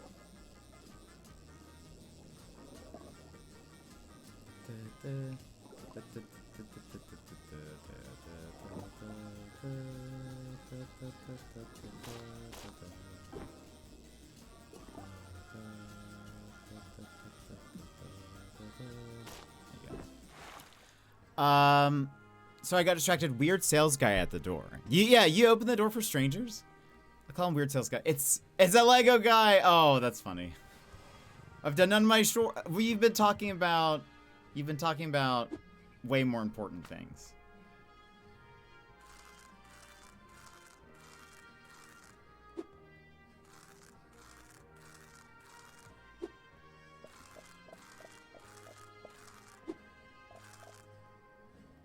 Thank you for keeping us entertained, Daz.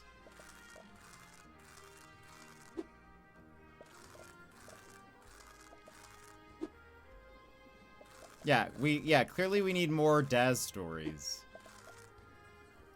Where he talks about his life living in a submarine.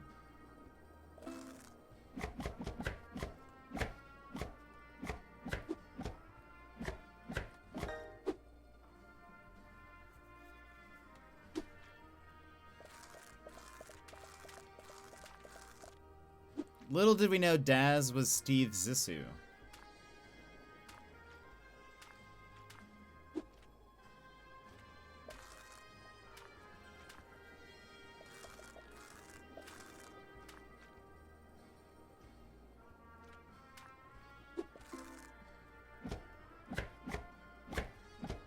I can't believe I went to Australia and Daz didn't even offer to take me out on the submarine.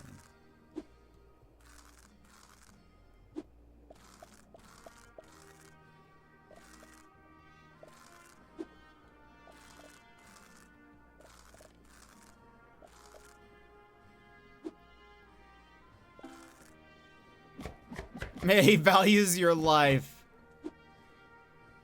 Yeah, fair. Maybe. We don't know that. You hate water, though? But I don't mind being on a boat. I've never been on a submarine, though. Submarine would probably be a little scary.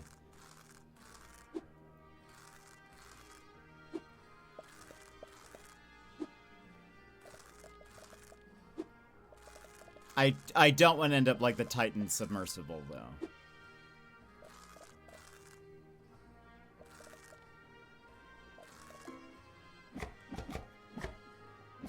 That seems so terrifying.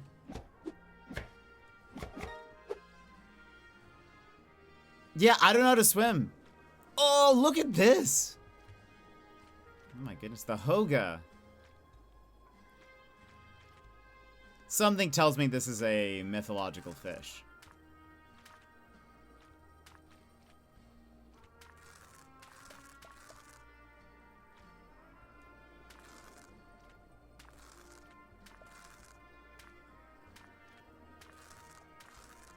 I mean, I don't know every fish, but...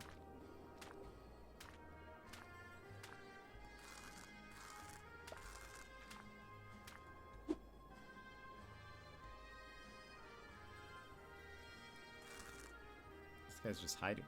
Oh, there he is.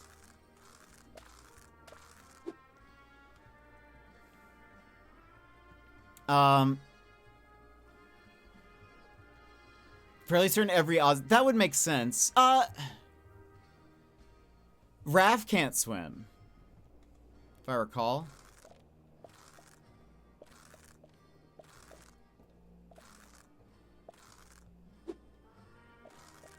But yeah, I don't know how to swim. That's a boar. Bear is bored, confirm. Lego's dad used to own a monkey? What? Did the monkey also own its own submarine?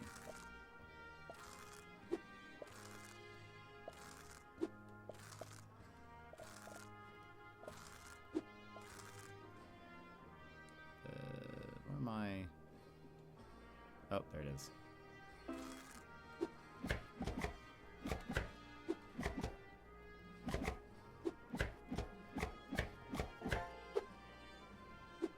Excellent. Then we have a boring fish.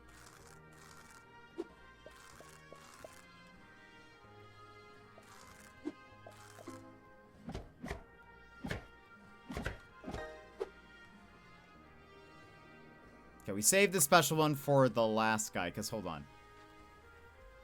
Where are the customers? Yeah, there's only one customer we haven't seen. He probably wants the special fish. We've caught every fish in this place. We got the Aztec stone and this statue.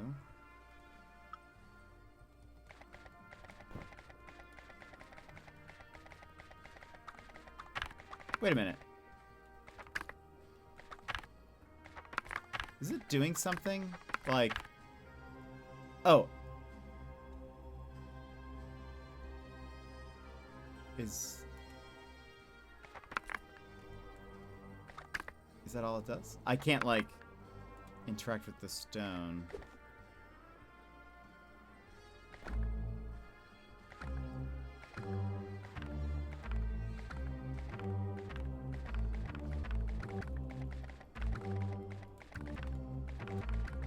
Okay. Classic. Aw, Daz has sent me some photos of some old Polaroids. Is that the boat? The fishing boat? I don't quite understand why you have to do so much prep on these fish to feed them to animals and mythical creatures. I can't imagine they care. Yeah, that's also true. That's a good point. Okay, that's a special one. We saved that one. Oh, nice. Hello! Quetzalcoatl. I offer you a chance to serve a meaningful purpose. Would you like a Hoga? Yay! You completed your task. Wow, that was easy. Wait, did you see that? That massive feathered serpent rising out of the water? I was expecting unusual marine life, but that was something else entirely. I think you may have just met a god. Fascinating. You've already met some very interesting customers. I'll be busy reviewing the observations for quite a while. I've added the coordinates for the next location to your GPS. Still plenty to discover in these waters if you want to keep exploring, or you can head to the next site whenever you're ready.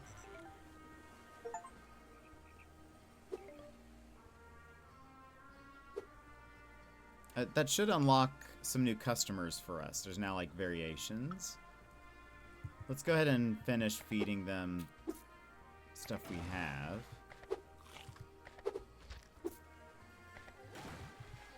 Oh, he hates that. Okay. Let's see what the, well, new boat customizations. We can add the, like, Quetzalcoatl things. Oh, gosh.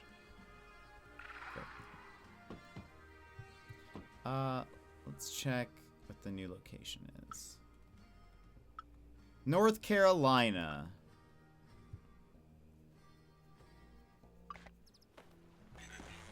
Swamplands. Swampland as far as the eye can see. Hard to believe the open ocean is just past those marshes. Welcome to the Outer Banks. These waters are pretty unique. The shallow, brackish water between the islands and the mainland is the perfect habitat for all kinds of fish.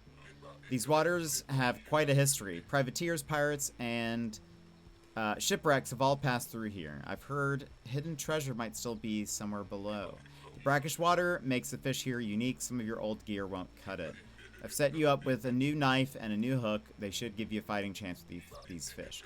After everything we've already seen, I'm hoping to find even more out here. Plenty to explore and plenty of valuable data to collect. Don't let me down.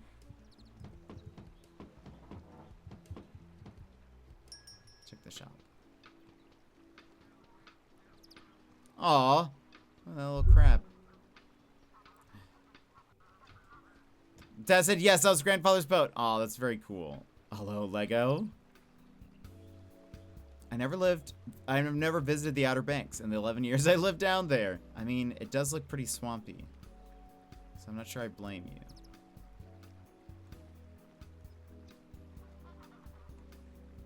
A cat onesie. Do we have enough for this?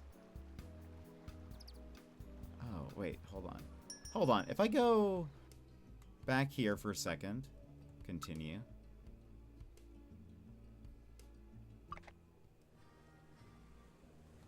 It says I only have 2. I should have more though, right? Hold on. Also, I want to see something. If I upgrade this here.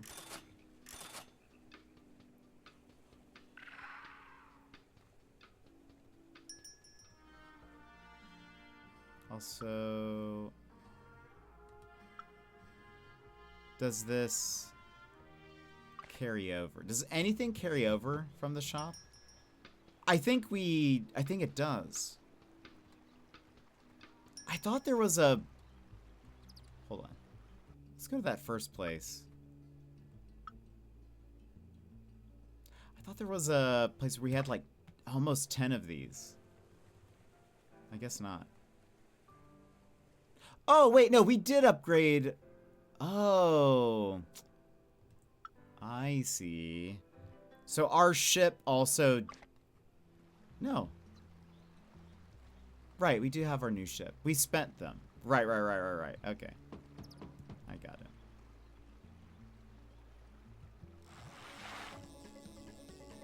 it. Look at this little crab hook thing. Oh my gosh, they're fast. Oh, wait. I've got the lure thing. Hold on. Nope. Retract. We have the one bait that like repels things. Yeah. Fish caught with this bait have... Oh, right. Let's equip that. Let's replace this with... that, sure. Shark tooth. Increase the damage of the hook. Interesting. Okay.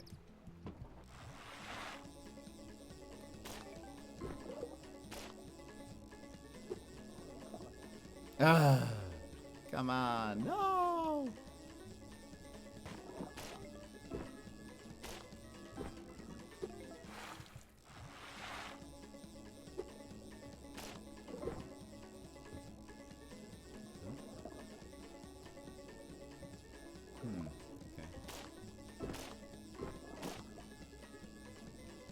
This music.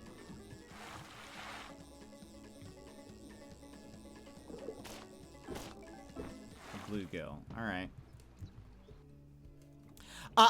Ooh, clean off the algae. Time to clean the green. Algae can be cleaned from any direction at any speed with the special sponge provided. I have played Dave the Diver. I thought it was okay. I didn't like the restaurant part of it. I liked the exploring. I didn't like managing my own restaurant. I kind of want to play Bancho, though.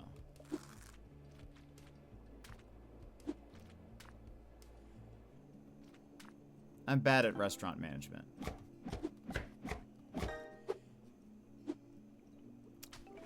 Did I? I love the restaurant. Yeah, I'm not. I was bad at it. I only streamed it once, I think.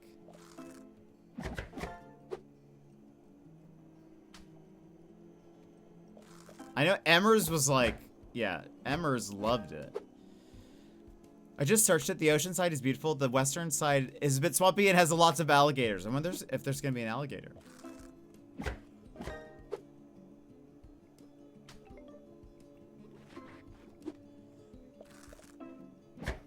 Oh, look at that.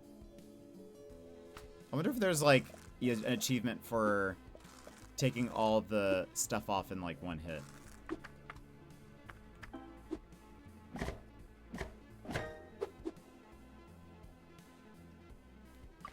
Where it was wasabi. You just train everyone and they get all. I never got to that point. Let's give you. Not bird, but smart. Loggerhead sea turtle.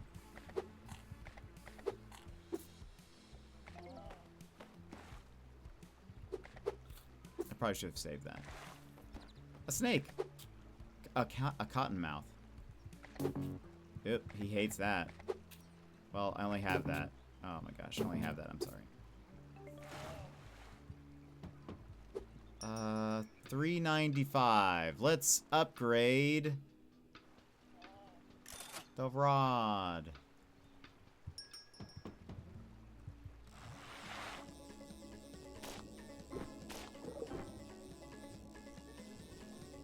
Ooh. Can I? Okay. Maybe we need a special. Oh, there was like a thing we could get that makes us like invincible to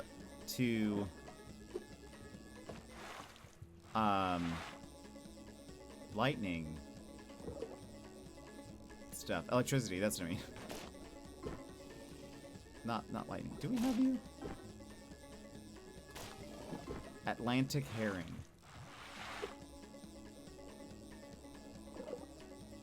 Nothing there. Let's reel you back.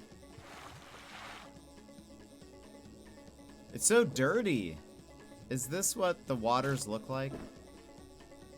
Ooh, treasure chest. Money. Oop, there's a big fish. I wasted so much reel. Oh well. But it was a strangely, really a big. I remember you playing it. You never. I've had like a person working or two. We really didn't stream it that often. I think I was like, I don't know.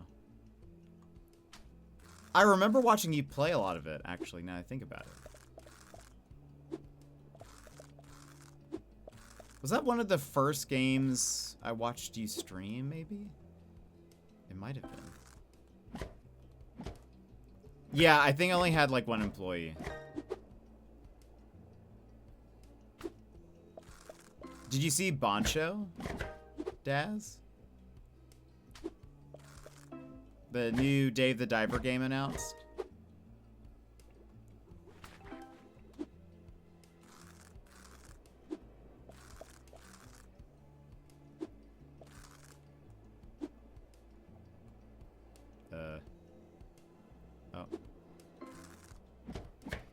Why does it matter that I descale the head of the fish when I'm chopping the head off anyway?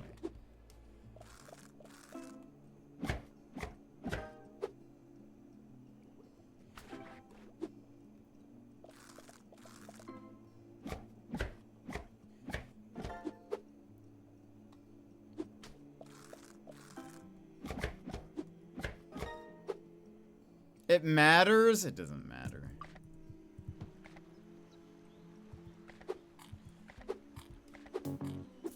He hates that one.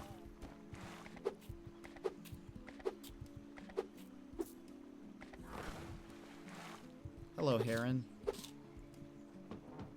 605. Let's upgrade the hook.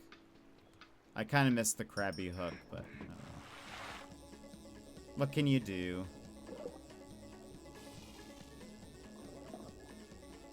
Oops. Oh, it's just fuel. I thought it was a collectible.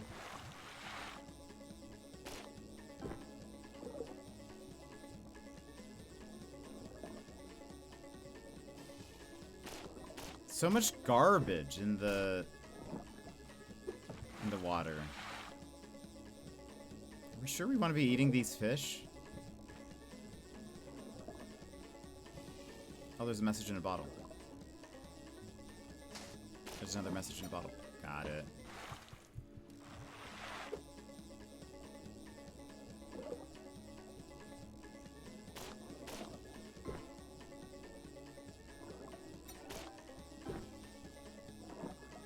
This feels like fish we shouldn't be eating.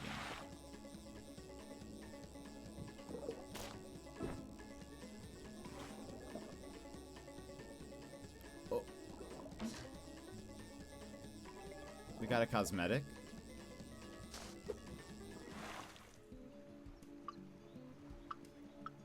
Straw hat. Are we Luffy? That's all it takes to be Luffy, right?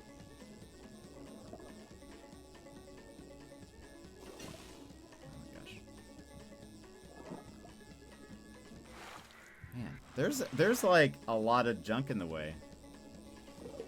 It's gonna be hard to we're gonna have to like catch a lot of dumb fish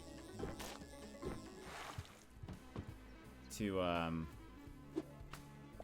before we can like upgrade some things. Maybe there will be a bull shark since you're in brackish water. Do bull sharks exist in brackish water?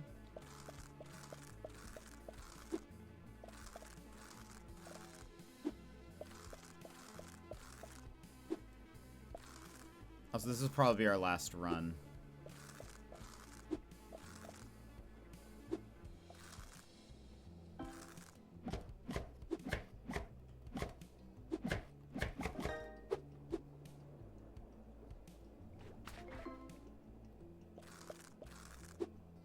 They can. Bull sharks can swim up rivers.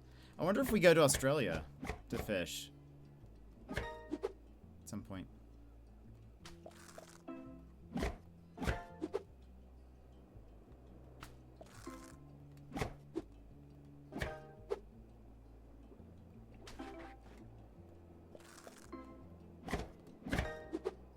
Chop, chop.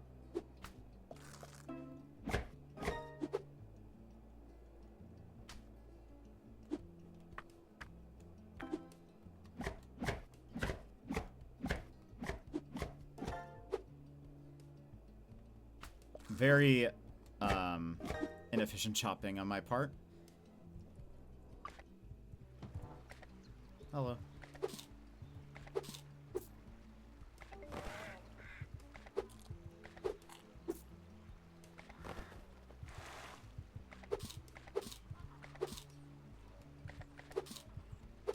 Dang. Herons are hungry. We'll do one more. That was very fast. I got a bunch of small fish, so. Is there any? Ooh, we don't. Is that a gar? No. Pickerel. Okay.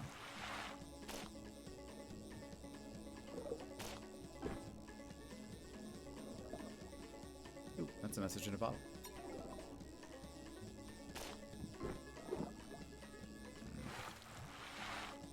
Some bigger fish this way.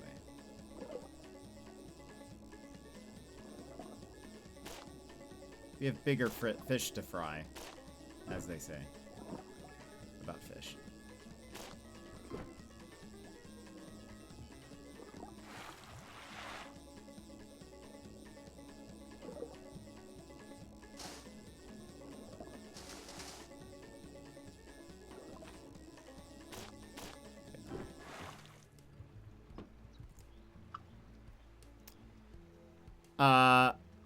The shark that inspired Jaws was likely a bull shark because some of the attacks took place in a creek. Oh, interesting. I didn't know that.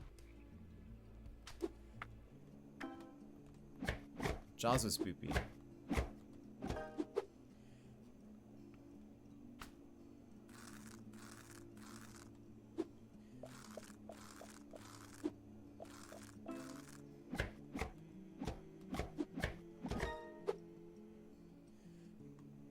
Little guy.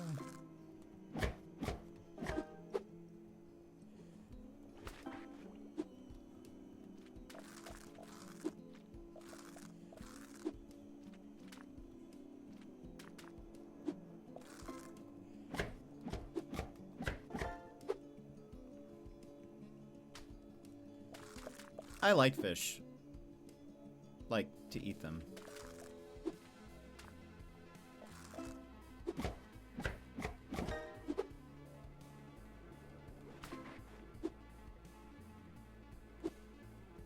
In Jenny Nicholson, in her ranking the tier list of fish, she mentioned she's never eaten fish before. And I was like, how would you describe to someone what fish tastes like? Oops. I messed up.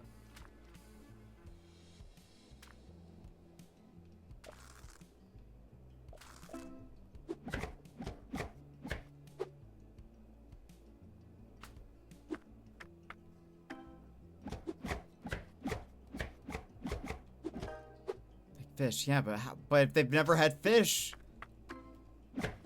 how'd you even?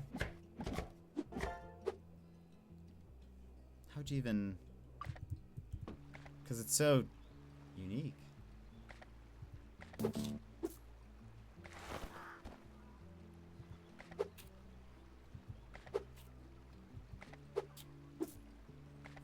Hello, bald eagle. Would you like a minnow? Oh, that's not very good. That's all I had. I'm sorry. I like to look at fish, not a fan of eating them. Is it because they are fish and you would like them to not be eaten, or because you don't like fish?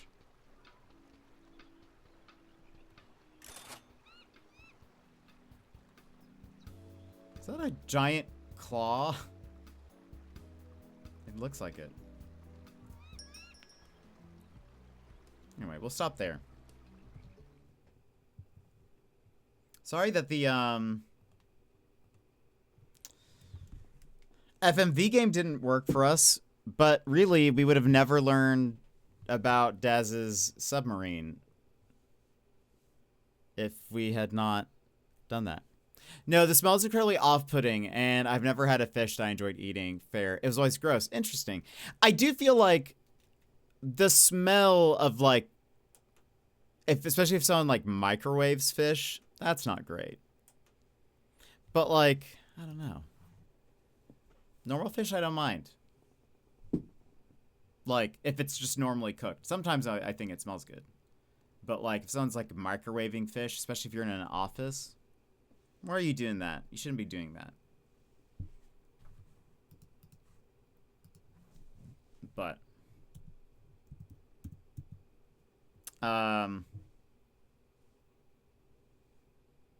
Jaws is based off of real events that took place in New Jersey in 1916 with added cinema to make it. Oh, I didn't know that. I'm learning a lot about New Jersey also. Learning about... It's not just Gym Tan Laundry. There's also Jaws. It's great here. And moms that don't reprimand their children. So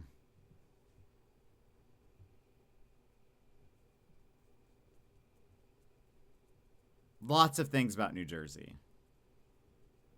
Friends, that's it for us today. The devil is in New Jersey. Isn't that a song or something?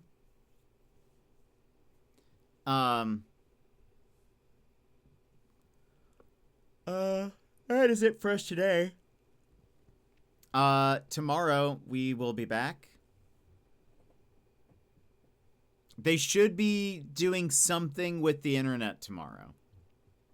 I know, I don't typically yawn. Usually because I just have coffee. Yeah,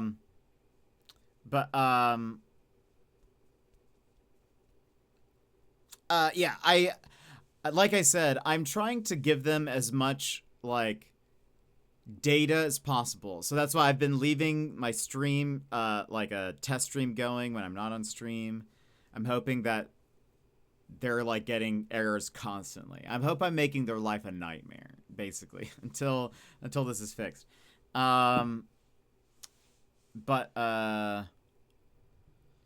So I don't think my internet's gonna be like down or anything, so I'll probably just stream at some point tomorrow. I'll now have to look at what we do, because I need to plot out all of the things. I need to plot all the things. It's the 15th, which is next fest. Then we have a week. And then I think we do, right? Anyway, I'll figure that out.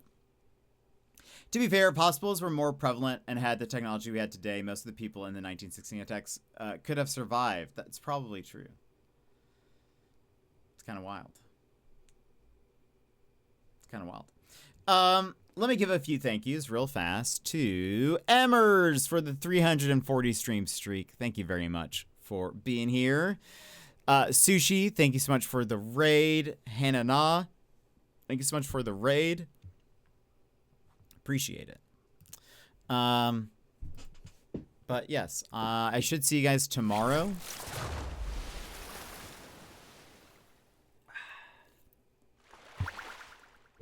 I should see you guys tomorrow. Hopefully, I don't know. I hope I hear from the tech person tomorrow also. I hope we get an update. He's like, nah. Hopefully I hear something. But, anyway, that is it for us today. I hope you guys have a great rest of your day and or night. And I will see you guys again next time. Bye-bye!